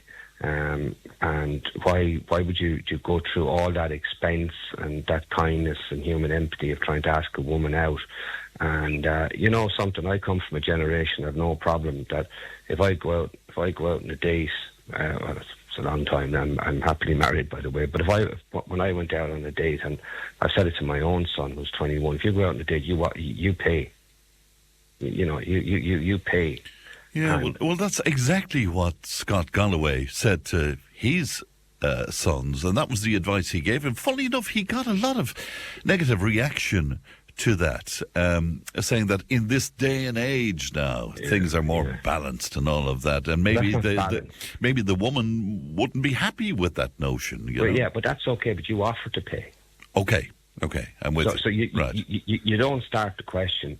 Oh, I see what you mean. That's a very good point. So if the woman in question takes exception to that, that's fine too, is what you're saying. Sorry, maybe I worded it wrong. No. So you go out and you say, look, I get this, I really insist on paying it. And if she goes, if the lady in question, or you're out on a date with a man or whatever, and they go, no, we'll split this, and you say, sure, yeah, and then that's fine. I come from a generation where I still stand back and hold the door for a lady. Me too. If I have a female companion getting into the car, I'll hold the door for her, and that doesn't bother me. And I mean, and I think that as well is that, I mean, we need to encourage our young men to get out of their rooms. And as I say, I think one of the downsides of what Professor Galloway is saying, though, he puts it rather crudely. I mean, when he says a woman is not going to have sex with a man who splits the bill with her, so it's these kind of headlines, of course, that has everybody talking about the book. Yeah, I think that's from that's a kind of clickbait. Yeah, absolutely. If I can use that term, but I would also say as well that, I mean, I would encourage, how many parents listening to you today were coming up to Christmas, and their children probably might go out one or two nights over Christmas, or even at weekends they don't go out, but I mean, they spend all their time in their rooms on their phones. They don't need to go out to socialise. They're on their phones. Why would they go to the bother of trying to get a job when they can try and do it online and be an influencer online? What in God's name is that? And they read that this particular person is an influencer and they can earn X amount, or because one guy or two guys made a fortune on Bitcoin or Reddit or whatever, trading on Bitcoin online, that they think this can happen to them. And the other fact is, and I have a son and I have a daughter, and my son is 21, my daughter is 19. I love them both. I think they're two very well-rounded, kind, well-educated people. But my daughter is more mature than my son. And I think that it's known that the prefrontal cortex of a girl is 18 months ahead of a boy, and that's a fact. That's not just me making that up. Yes. And that's true. And I mean, women are far more, I think, and also as well, I always had a theory where I came from a family of five, and when my two oldest sisters still have a huge influence on me, and they would notice things a lot quicker than a man, and I think they mature for other reasons as well, because their bodies change. When they hit 12 or 13, puberty is much different for a woman than it is a man. And but I would go back to I think men, there's nothing, and I think society has a role to play in this as well, is that men have very, very strange role models. I mean, for example, I mean, Conor McGregor is still a role model to a lot of young men out there. Yeah. That's the one that gets to me. Mike Tyson is coming to the Three Arena next year. He's coming someplace in Dublin that's sold out. This man is a convicted rapist. I mean, I don't get that. And you have the likes of Andrew Tate as well, real misogynists, men who hate women. And we've gone back to that. And I don't, I mean, like, I say to my daughter, and there are physiological differences between a man and a woman. That's a fact. That's not being misogynistic. But you can do anything you want to do. Yeah. But I don't expect you to go down a coal mine and work like some men do down coal mines, because physiologically, I don't think it's for But if she chooses to do so, she should have the right to do so. Exactly, and I mean, you're going to, you want to go and get your car fixed. If you drove in and you saw, you drove into the mechanics and there was a girl there, you'd look twice, and that's human nature. And there's nothing. But I think as well is that I was saying this last year to you when I was on about Donald Trump being elected, is that sometimes young men feel alienated, and particularly if you look at in America, where the Democrats seem to pour all their campaign into the rights of the minorities. Yes, gender ideology and all of that. Yeah, that kind of stuff. Yeah. And then there was a whole cohort of white young men said, hey, whoa, what about us? And for some, and then so Donald Trump, whether you like him or not, appealed normal to them, and they could relate more to him than they could. It's interesting, yeah. And can I just finally ask you, I mean, there's so much warmongering going on at the moment that we could easily end up in a full-scale war, and, you know, by its nature, it's largely men. I mean, some women, but it's largely men that fight wars.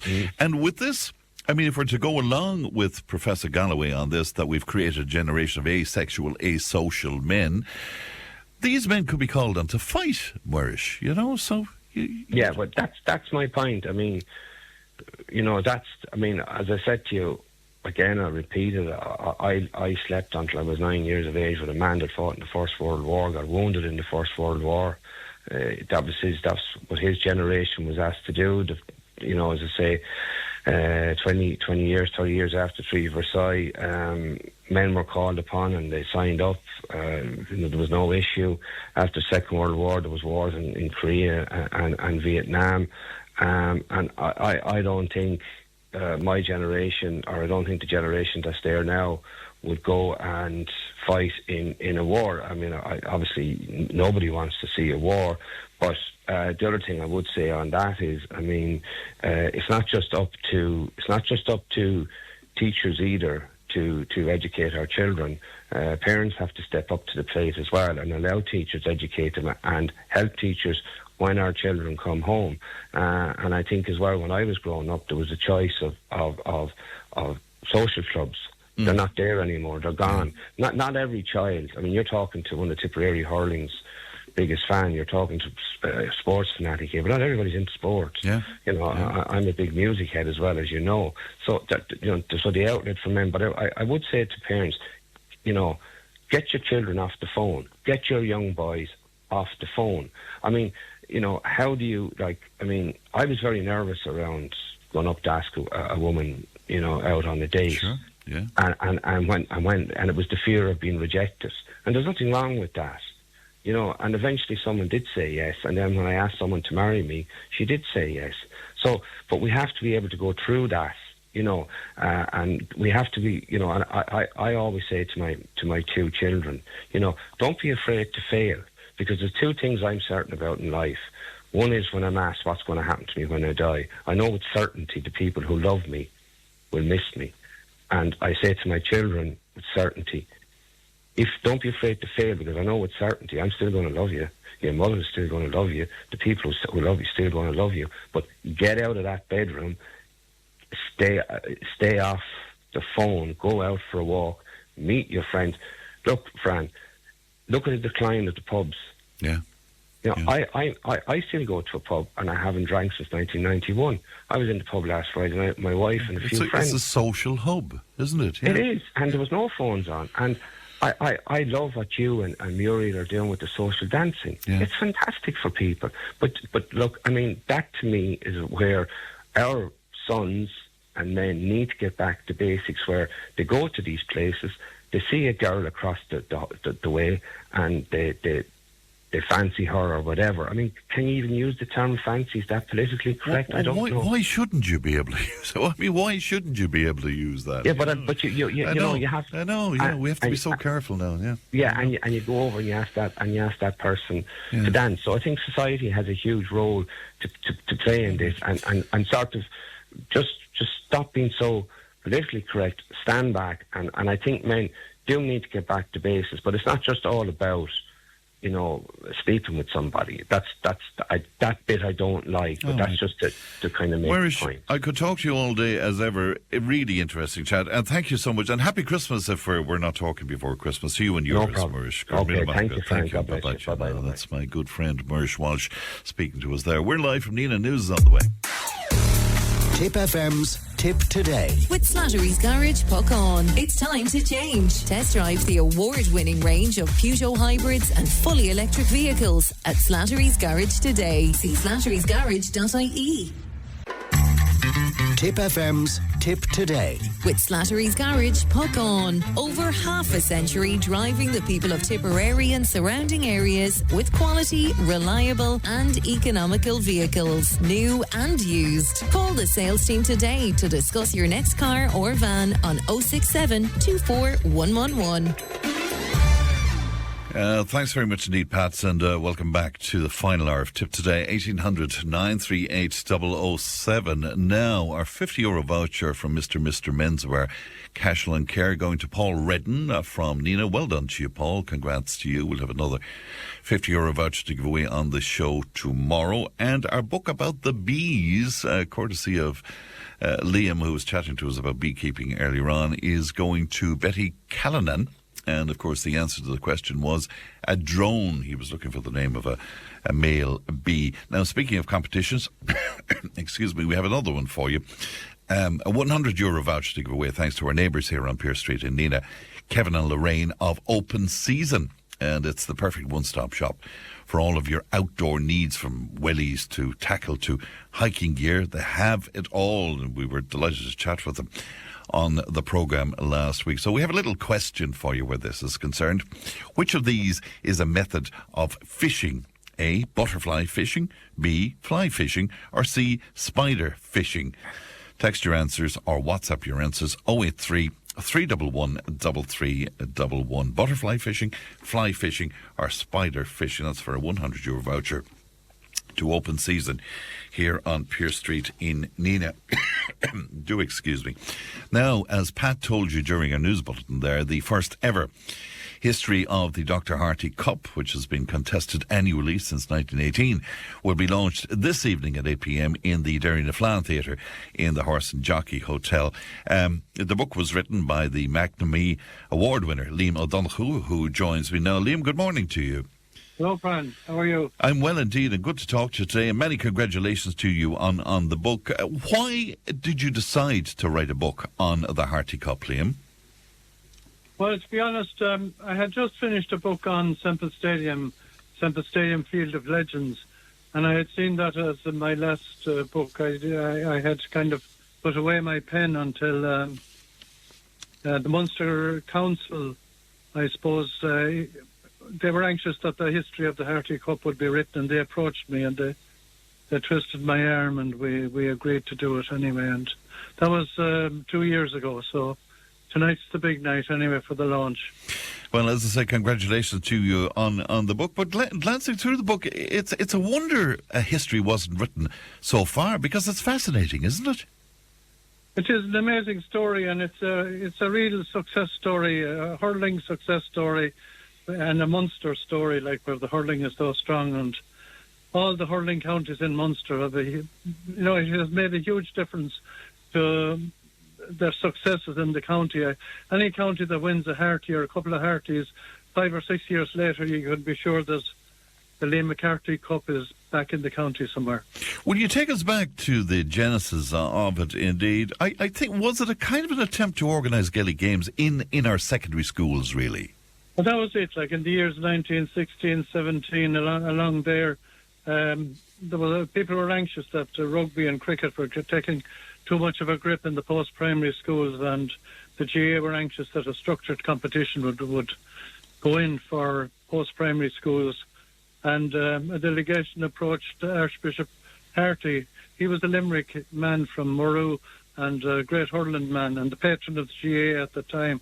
And he offered to put up a cup for competition in Tipperary, but it was decided later that there weren't enough schools in Tipperary to make a worthwhile competition, that they'd extend it to Munster, and Munster Council welcomed the idea as well, and that was the start of the Harty Cup competition. And there was always a glamour about it from the very start. There was an aura about it, and it was a really it became the jewel in the crown, I suppose, of Munster colleges hurling, and it was the most coveted piece of silverware in the colleges scene, and even though it was played in from October to March, and still is on playing surfaces, and weather conditions like today were at their worst, or yesterday worse again, and but the Munster public really turned out and supported it, and it is synonymous now with top class hurling, well prepared teams and dedicated coaches, and it is really a status symbol for a school to have the Harty Cup on their sideboard, and for any young Munster hurler, it is the holy grail, I suppose, to have a Harty Cup medal in your back pocket. When I was getting up in the hurlers in the 60s, I played with Thurles CBS, Harty, but to no great success. We were very unlucky that time. There was a great team in Limerick that won, Limerick CBS at Sexton Street, that won 4 in a row at the time. But there were medals galore around Thurles. There were All-Ireland medals because Tip were winning them at that time, and we had county medals with the Sarsies winning championships, but Harty medals, God, they were really a prized possession. And they still are a prized possession today, because there's no easy task to win a Harty Cup medal. Well, that's for sure. We have one of the great Tipperary characters, Johnny Luby, joins us every Friday morning, and inevitably the conversation will get around to him being the captain of the losing team in the final with Cashel CBS back in, I think it was 1972, was it? 1973. Was it 73, was it? Yeah. Johnny's name is there, and he won't forget that. He'll remind you of that, all right. Well, all the people around Golden reminds him of it anyway. So what can you do? Tipperary, of course, great success over there, particularly, I suppose, recent decades in the Harty Cup. Well, people are amazed. We had success from the start. Rockwell College really took it to heart in the early days. Yeah. And people are surprised that Rockwell have 5 titles, and from 1918 up to 1931, they won 5. And they were the only school at that time in Tipperary to have success. The first Thurles one was in 33, They were slow enough getting into it, but they took it to heart, and they've 9 won. A total of 19 have come to the county. That Rockwell 5 I mentioned, 9 to Thurles. The Abbey CBS had a great success in 1959, and Fonzie Condon was the captain, and you had great players like Monsignor Christie O'Dwyer was a part of that team as well. And he has a lovely testimonial in the book, or a memory in the book. We've quite a selection of those memories in the book as well, Fran. And he has a great one in it about how difficult it was to win the Harty that year. And there's no gain without pain. And it was the very same team that Declan Hannon, a recent Limerick captain, having great success with Ardswell Reach with the Harty, but the struggle they had, the hardship and the heartache of those Harty matches, that they really strengthened up their resolve for the bigger test ahead as a Limerick senior hurler, So it was a hard campaign. Even Oisin O'Donoghue has a nice memory in it. Oisin won with Cashel, and he had a great year with Tipperary, but the campaign really brings on a player, it'll make or break you, because, as I said, it's in the worst time of the year to be hurling, but it really has huge benefits. And they all talk about the memories they've made and the joy it brought to what can be dull enough school days, and the excitement it brought to the whole school, and how easy it is to run a school when you have a successful competition like that going on in the school. All the school joins together as one, and they all go out and support their team. And it's a lifelong memory, and a lot of them remark on that, Fran. Well, I think it's a fantastic book, as all the memories, I'm sure, will be flooding back to so many people tonight. Who's welcome along tonight? Can anybody drop along to the launch? Anyone, all are welcome. The book will be on sale there from 7 o'clock. The official part of it is on at 8 o'clock. There were some of the great players of the past who will be coming there as well. Sean O'Halpine, and the great player from played with Cork. He won Harty with the North Mon. Damien Lawler is doing MC there tonight, and he has a kind of a thing as part of the night.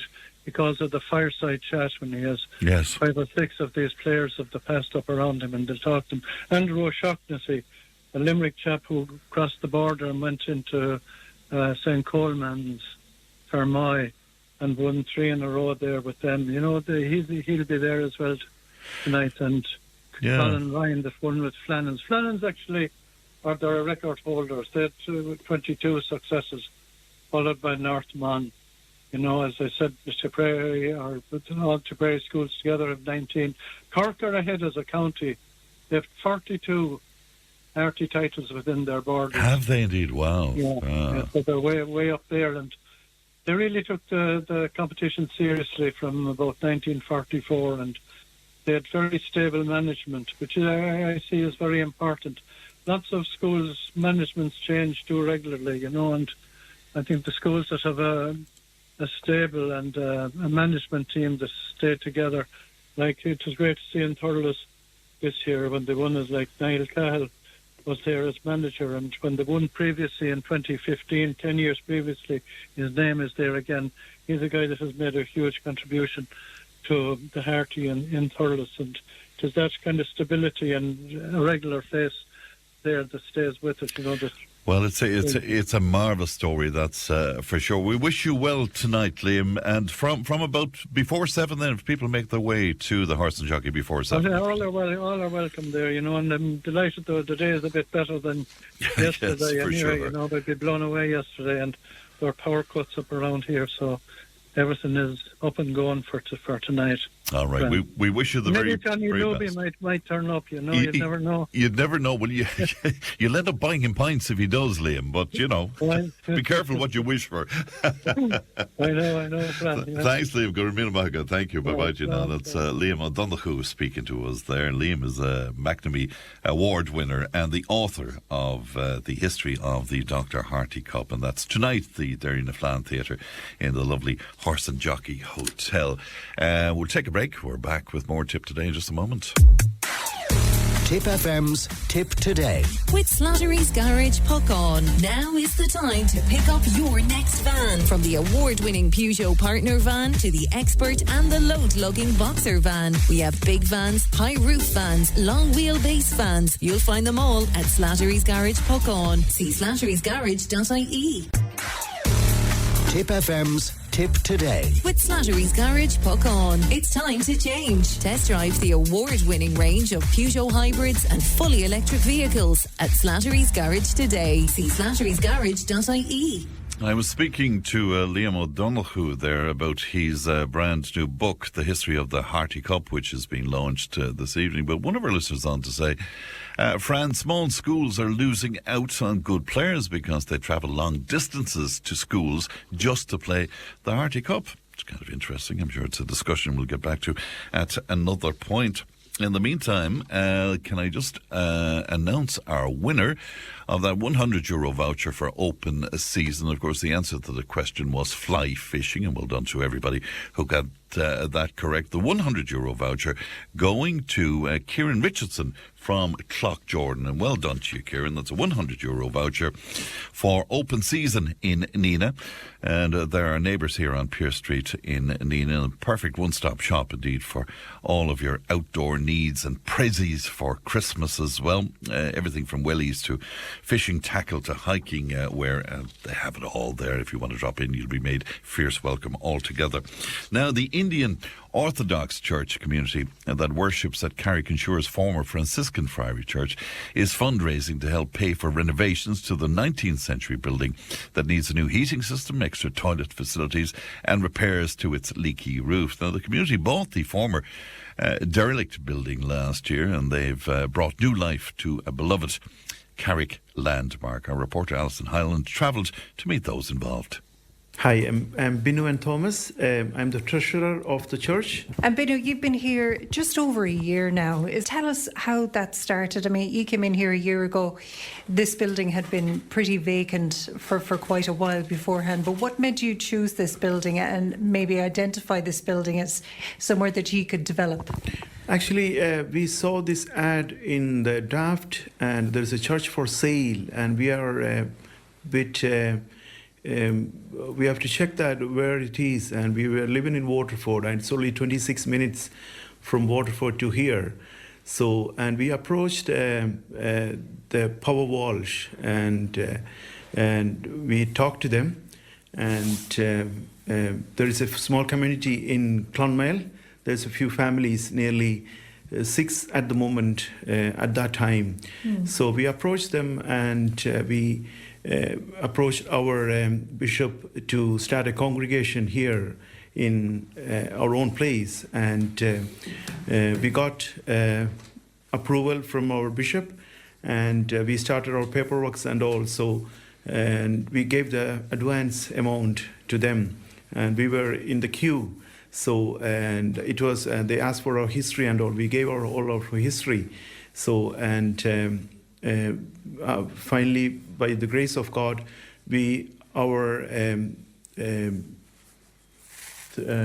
our amount, whatever we put that is approved by the Power Walsh. And we got the keys on September 14th of 2024. And we consecrated this church on 22nd and 23rd of November last year. So this is our first year, it's completed. And still we start with 7 families, and now we are nearly 25. That's fantastic. How old is the building?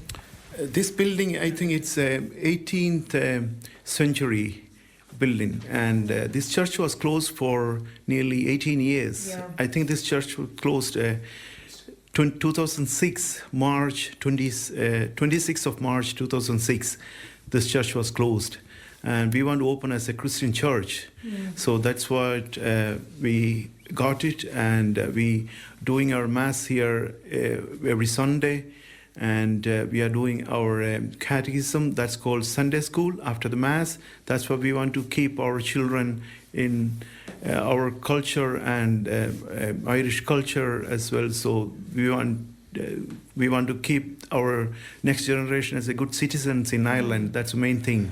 Main focus on that. There's a lot of comparisons between the Indian Orthodox and what we're probably more familiar with here in Catholicism. They're very comparable, aren't they? Yeah, we are very related with the Catholic churches, and our bishops are studying in Rome, and we are good relation in India as well, our Roman Catholic churches and Orthodox churches. And same as here in Ireland as well, we have a good relation with our local churches here. And the opposite, the St. Moritz Church, Father John is very supportive for us. And Father Bishop Alphonsus Cullinan, he visited our church. We are getting a good support from him as well. Yeah. So all our neighbors and our locals are supporting us to go forward our mission here in Ireland. Yeah, because of course with a building as old as this, it's going to come with problems. What kind of issues did you kind of encounter when you first came?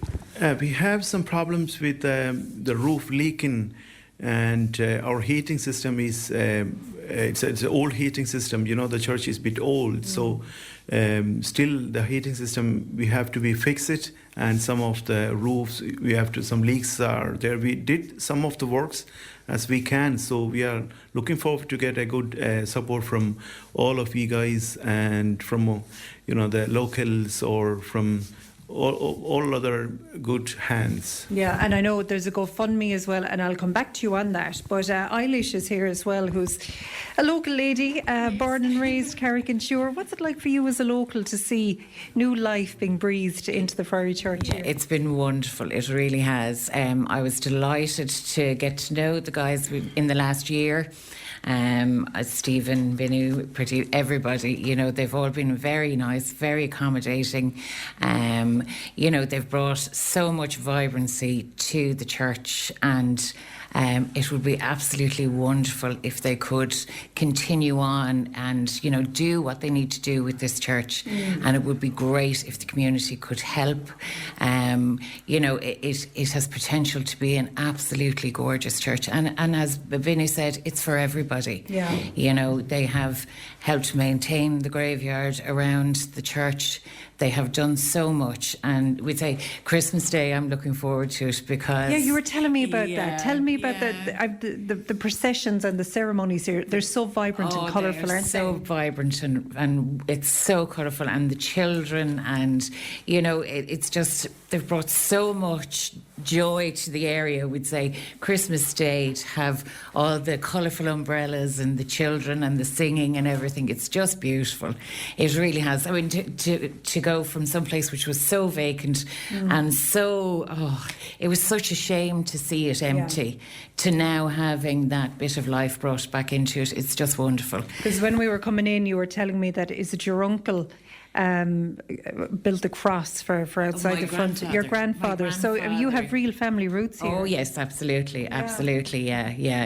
And my parents own a house across the road, and I bought my grandmother's house, which is across the road.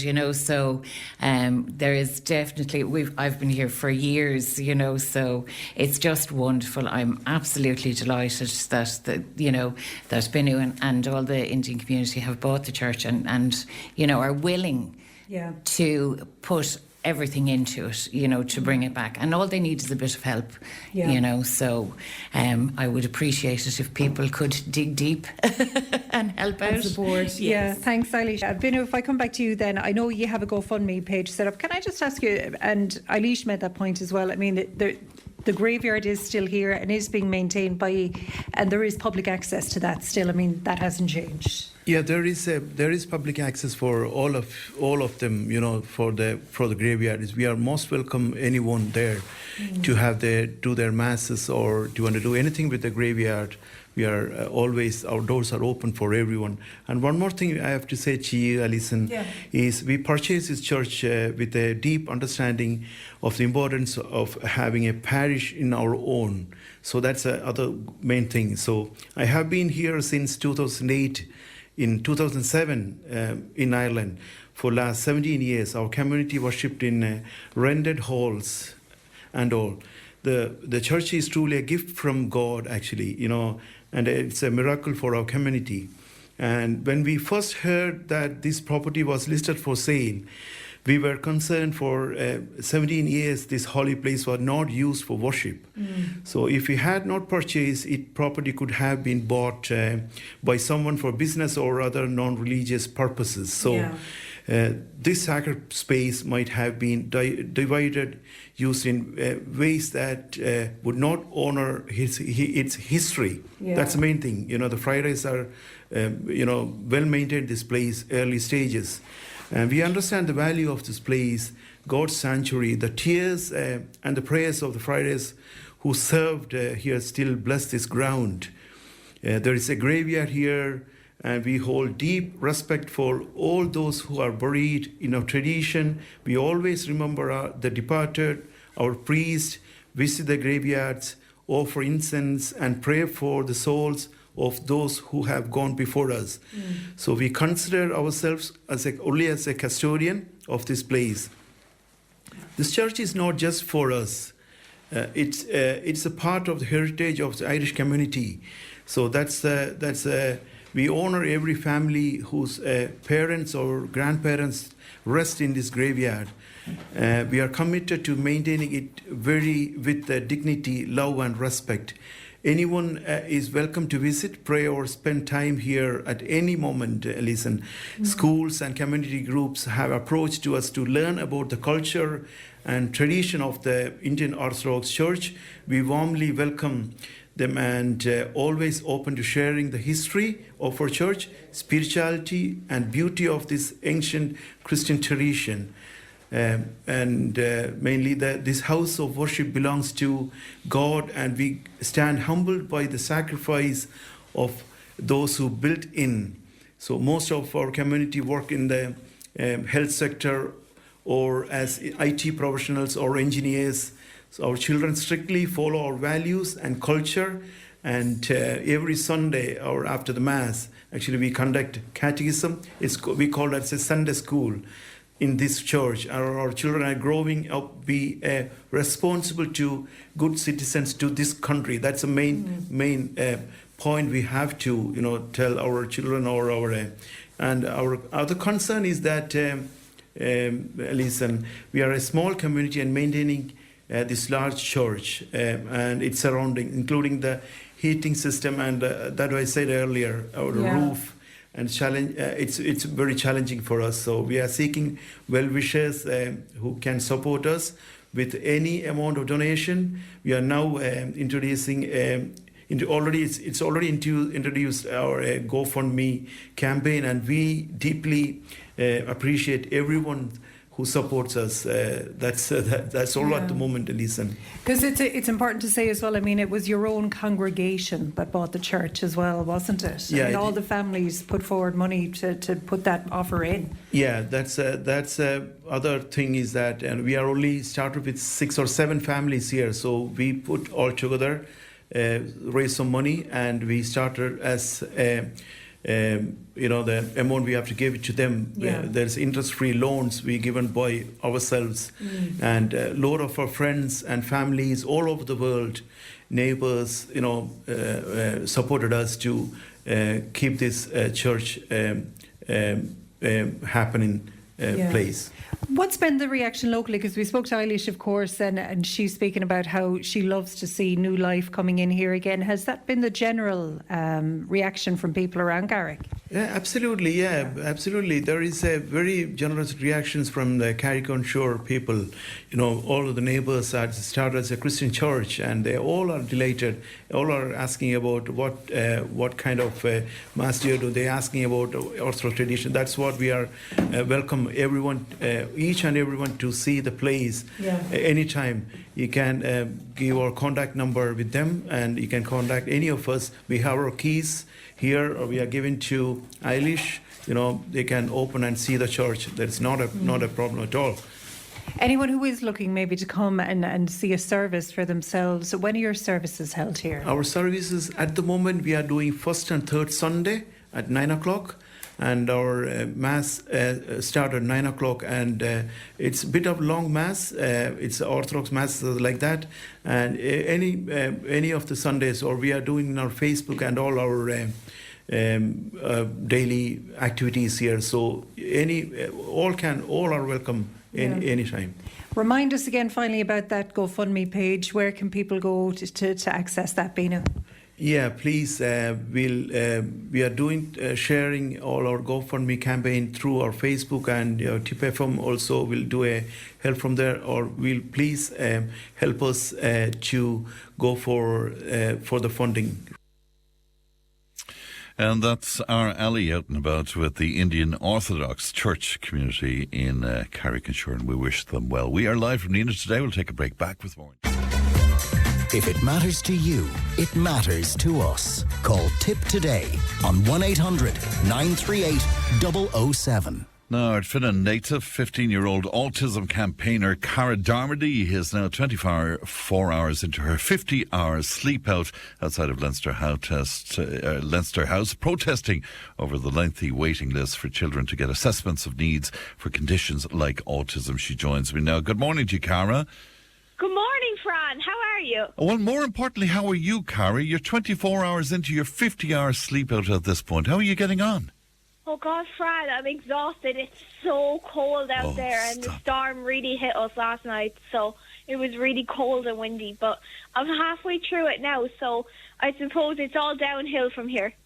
Indeed. You got a fantastic welcome, though, yesterday. I saw the Taoiseach chatting to you, and then you got a great honour indeed. You were brought in where the Christmas lights are concerned, were you? I was, Fran, and it was an absolutely amazing experience to be able to turn on the lights, because, it just kind of showed that, my protest wasn't all serious, and that I could still be positive even during the tough times. And, it was so beautiful, and, there were so many people there, and then, the guards and all that were singing and playing their instruments at it. And there were, loads of, TDs and senators there, and a load of people, and it was just such an electric and amazing atmosphere, and it was honestly so good. Just remind us again, Cara, if you would, why exactly you're outside of Leinster House for this protest? I'm sleeping out for 50 hours because I had a couple of asks for the government a few months ago. And look, before I kind of mention it, I give credit where credit is due. And as you already know, I got 20 million euros worth of government funding. Yep. They said that they wouldn't interfere with the 6-month time frame, that the right to an assessment and need would remain in place, and that they would place any new law into the Dáil by January 2026, which they're currently working on now. And they've delivered all of my asks, except for one that they've only partially delivered, and that is the national recruitment campaign, because I asked them to launch a national recruitment campaign in order to seek for therapists and for services, and to make that as publicly known as possible.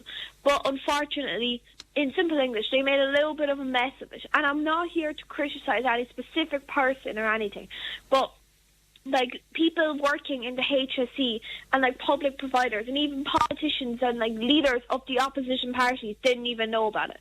And like when you phrase it like that, it was like the third secret of Fatima, Fran, and it was just kind of crazy that people working in the HSE didn't even know that like their own organisation was doing this like national recruitment campaign.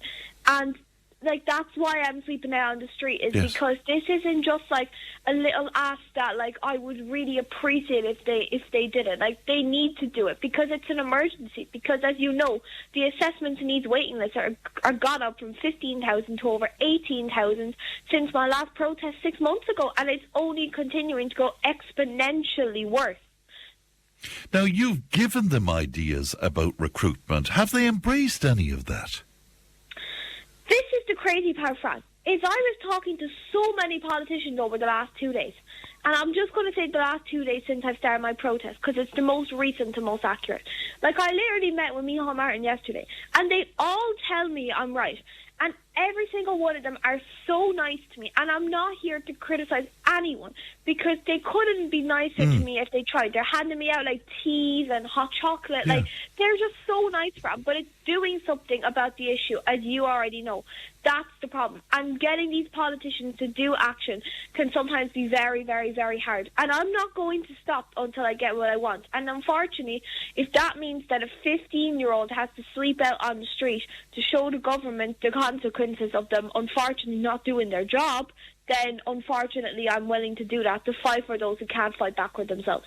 What did you make of what Minister Norma Foley said in the Dáil? Now, she spoke about yourself and your dad Mark, and she credited all the work you do, and she spoke about your passion and your advocacy and all of that. What did you make about her words in the Dáil, Cara? I suppose, Fran, I've been so busy the last 2 days, I haven't really got a lot of time to properly look at it. I've only briefly looked at it.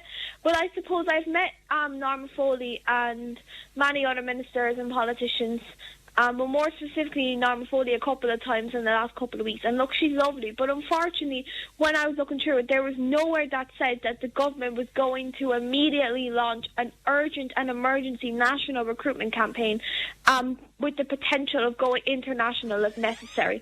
That's what I'm looking for. And unfortunately, I didn't really see anything related to that. So the way I see it, Fran, is that, like, again tonight, it's going to be freezing cold tonight with a bit of rain, I think, in Dublin. So I'm just going to keep fighting until I get what I want. Because the way I see it is that it's not that, like, I want them to set up a national recruitment campaign. They have to, because their waiting lists are going up. And, like, there's kids and parents relying on, like, therapists to help their children, and when the therapists aren't available, you can't fix the assessment needs issue without therapists, and you can't fix the waiting list or the rotting of autistic and disabled children without therapists. And I know you didn't get a chance to go through everything that she said, but she did speak about a recognition that assessment of needs sits within a kind of a wider system. And then she went on to say there will be a new autism assessment process by the HSE next February, and it will be staffed by psychologists. So this is a bit of a departure in some way. Now, you'd wonder where she's going to get these psychologists from if there's a recruitment issue. Yeah, Fran, I would have to agree with you there. And now, my dad did look a little bit more into that side of that than me, because he got a bit more time.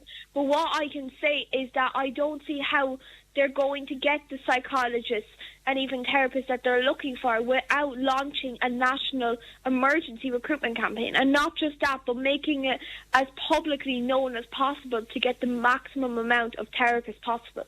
Because I'm not saying they didn't get therapists last time, but like a lot of people weren't aware about it, and they definitely did not reach their maximum potential.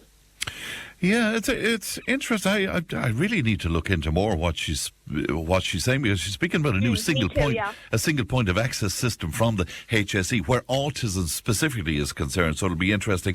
So what are you intending then over the next while? I guess, I mean, they're all going to want to come out and get their photographs taken with you once again, I suppose, Cara? oh God, I've already met so many politicians, and like some of them have even brought me off gifts, Fran. Like they're all so kind to me, and I've gotten loads of photos. I've taken so many pictures, Fran, that I can actually barely smile, like because when I smile, it hurts because I'm constantly smiling. Now I am smiling when I'm talking to you. Don't worry, I'm not letting it interfere with that. But I suppose, like, in one way I'm having a good time because it's a new experience for me. Well, maybe not new because I did it last night, but it is a good experience to sleep out on a street in the cold because it's not something you do normally.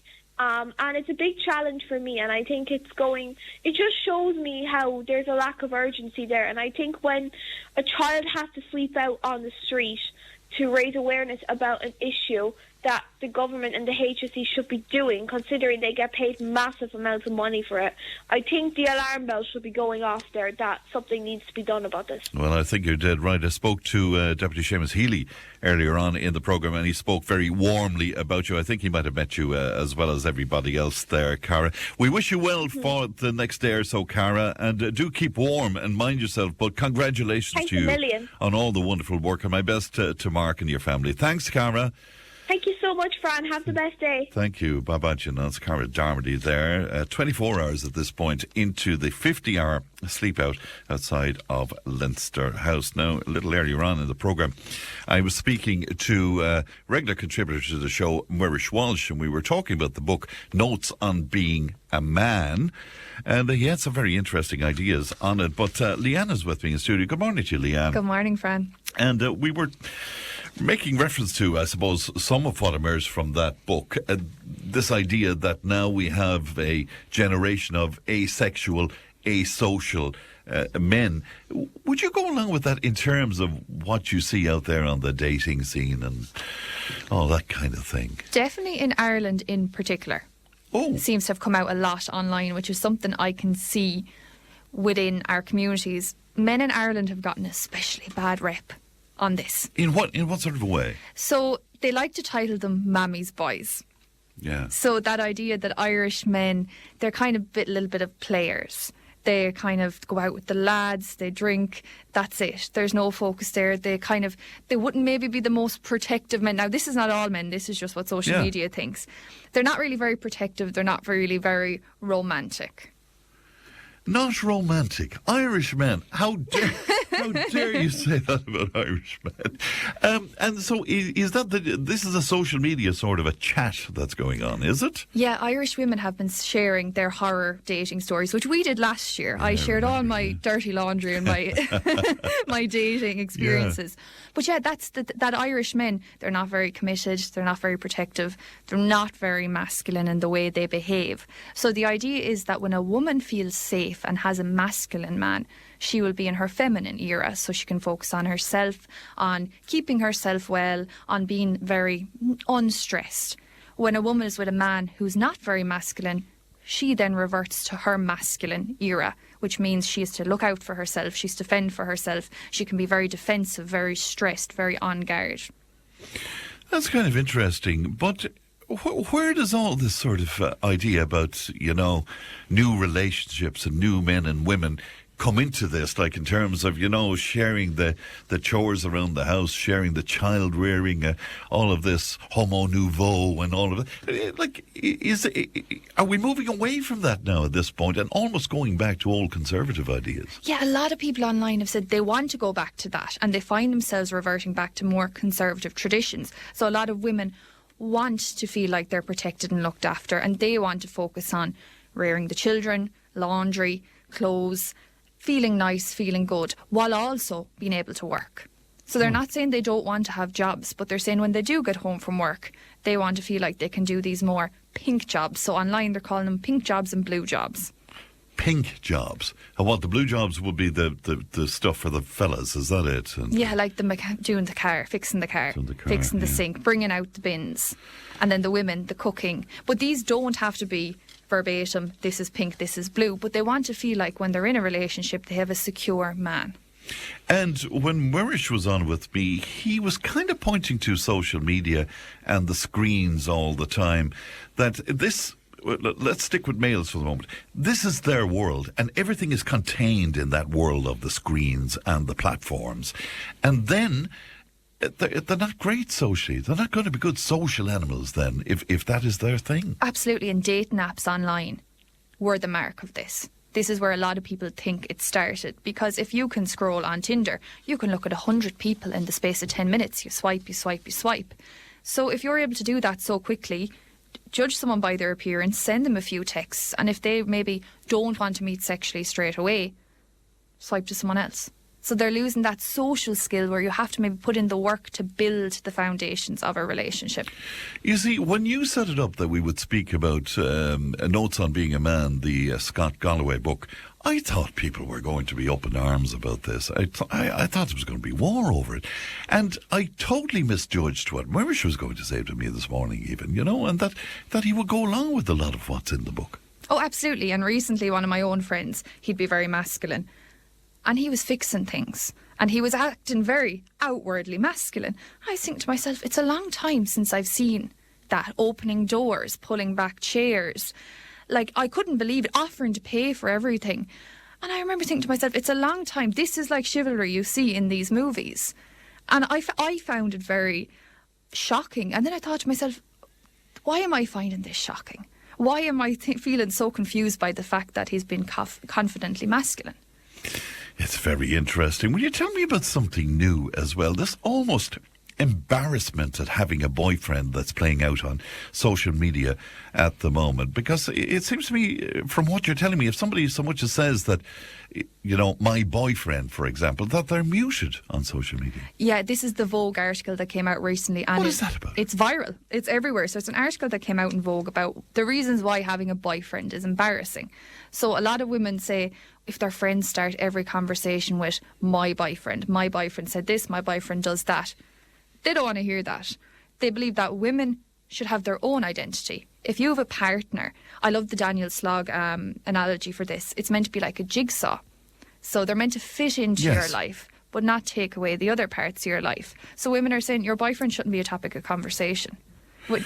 But I mean, surely social media, do you remember all that nonsense that would be on about the perfect boyfriend, the perfect girlfriend, and, the nights out and the meals out and pictures of everything and anything? Has it moved away from that now? Completely. And this, I can't keep up. This is because men are so unreliable. So if you go onto your Instagram, a few weeks into dating a man, you put up a picture of him, you went here, there and everywhere. You break up within another few weeks. You have to take down all those posts. Oh, yeah. All those comments of people. Now what, you seem a bit foolish. You seem foolish, and you've let people know you were in this relationship. So now everyone's like, well, what happened? Why are the pictures gone? We told you that it'd go wrong. So it's to save yourself from the embarrassment, because if you put up pictures of their face, that's called hard launching. You've hard launched your relationship into the public. If you soft launch it means just maybe putting a picture of their hand in a couple of the images, maybe having a silhouette of a man in the background, but not sharing the details of who it is. Because then if you do break up and the relationship breaks down, no one knows. It kind of makes sense to me in one way, because I think people totally overshare on social media. Absolutely, and it always backfires, because people will put up influencers, how amazing their relationship is, how they found the one, how they're going to get married. Overnight there's a big messy breakup online. Everyone's talking about what happened. You were posting with him every single day and now he's gone. We warned you. And it's that idea of there is a lot of man hating online. It's become a huge issue in some regards, because all men kind of get painted with the one brush. Yeah, and what I was a bit taken aback by as well was the jealousy factor, that if you're seen to, or you're promoting this idea that you have the happy relationship, you get the evil eye on social media as well. Yeah, and this is for everything on social media. If someone says on social media, oh, your hair is gorgeous, by the way, people will straight away worry, I'm going to lose my hair now. Someone has put, that's jealousy. That wasn't a genuine comment. Like a curse or something? Like a curse. So even if people put up pictures of partners, they're like, oh my God, people are going to be jealous now. They're going to try ruin the relationship. Maybe they have a bit of dirt on the man, or they're going to put this negative energy on me now because they don't want to see me happy. And if I keep posting pictures of all these dates, they're going to think I'm full of myself, and the relationship is going to break down. But does it really get extreme? I mean, am I reading as well that in some cases, where wedding photographs are concerned, they'll blur out or get rid of in some way the image of the man, even in a wedding photograph. Yeah, they might put emojis over their face or blur them out because on one side it's embarrassing to be tied down to a man in this generation. And on the other side, they're also afraid of that jealousy factor. Look at this one posting all these wedding photos. Look at all the money they spent. And if a collective of people is giving you negative energy, they fear, in a superstitious way, that that's bad luck on the marriage. And this is in parallel with the other discussion where some want to revert back to the more conservative type relationships. Yeah, it all ties in because they think men aren't good enough, in some cases, with the young people commentating on this article. When a man will show up with flowers, when he'll open the car door, when he'll pay for the first date, when he makes a genuine effort to be in their company, only then will they post a man. Some people have even said they will not post a picture of their partner until they are married. It's all too much for me. For a dinosaur like me, it's just too much for me, Leanne, I have to say. Thanks very much indeed for that. That's it from me. Leanne produced, and Ali looks after content. Stephen has a time tunnel on the lunchtime show, and we'll speak to you tomorrow. So goodbye from Nenagh. Tipp FM's Tipp Today. With Slattery's Garage, Puck On. Main Peugeot dealers in the Premier County. And now stocking the full range of the luxury French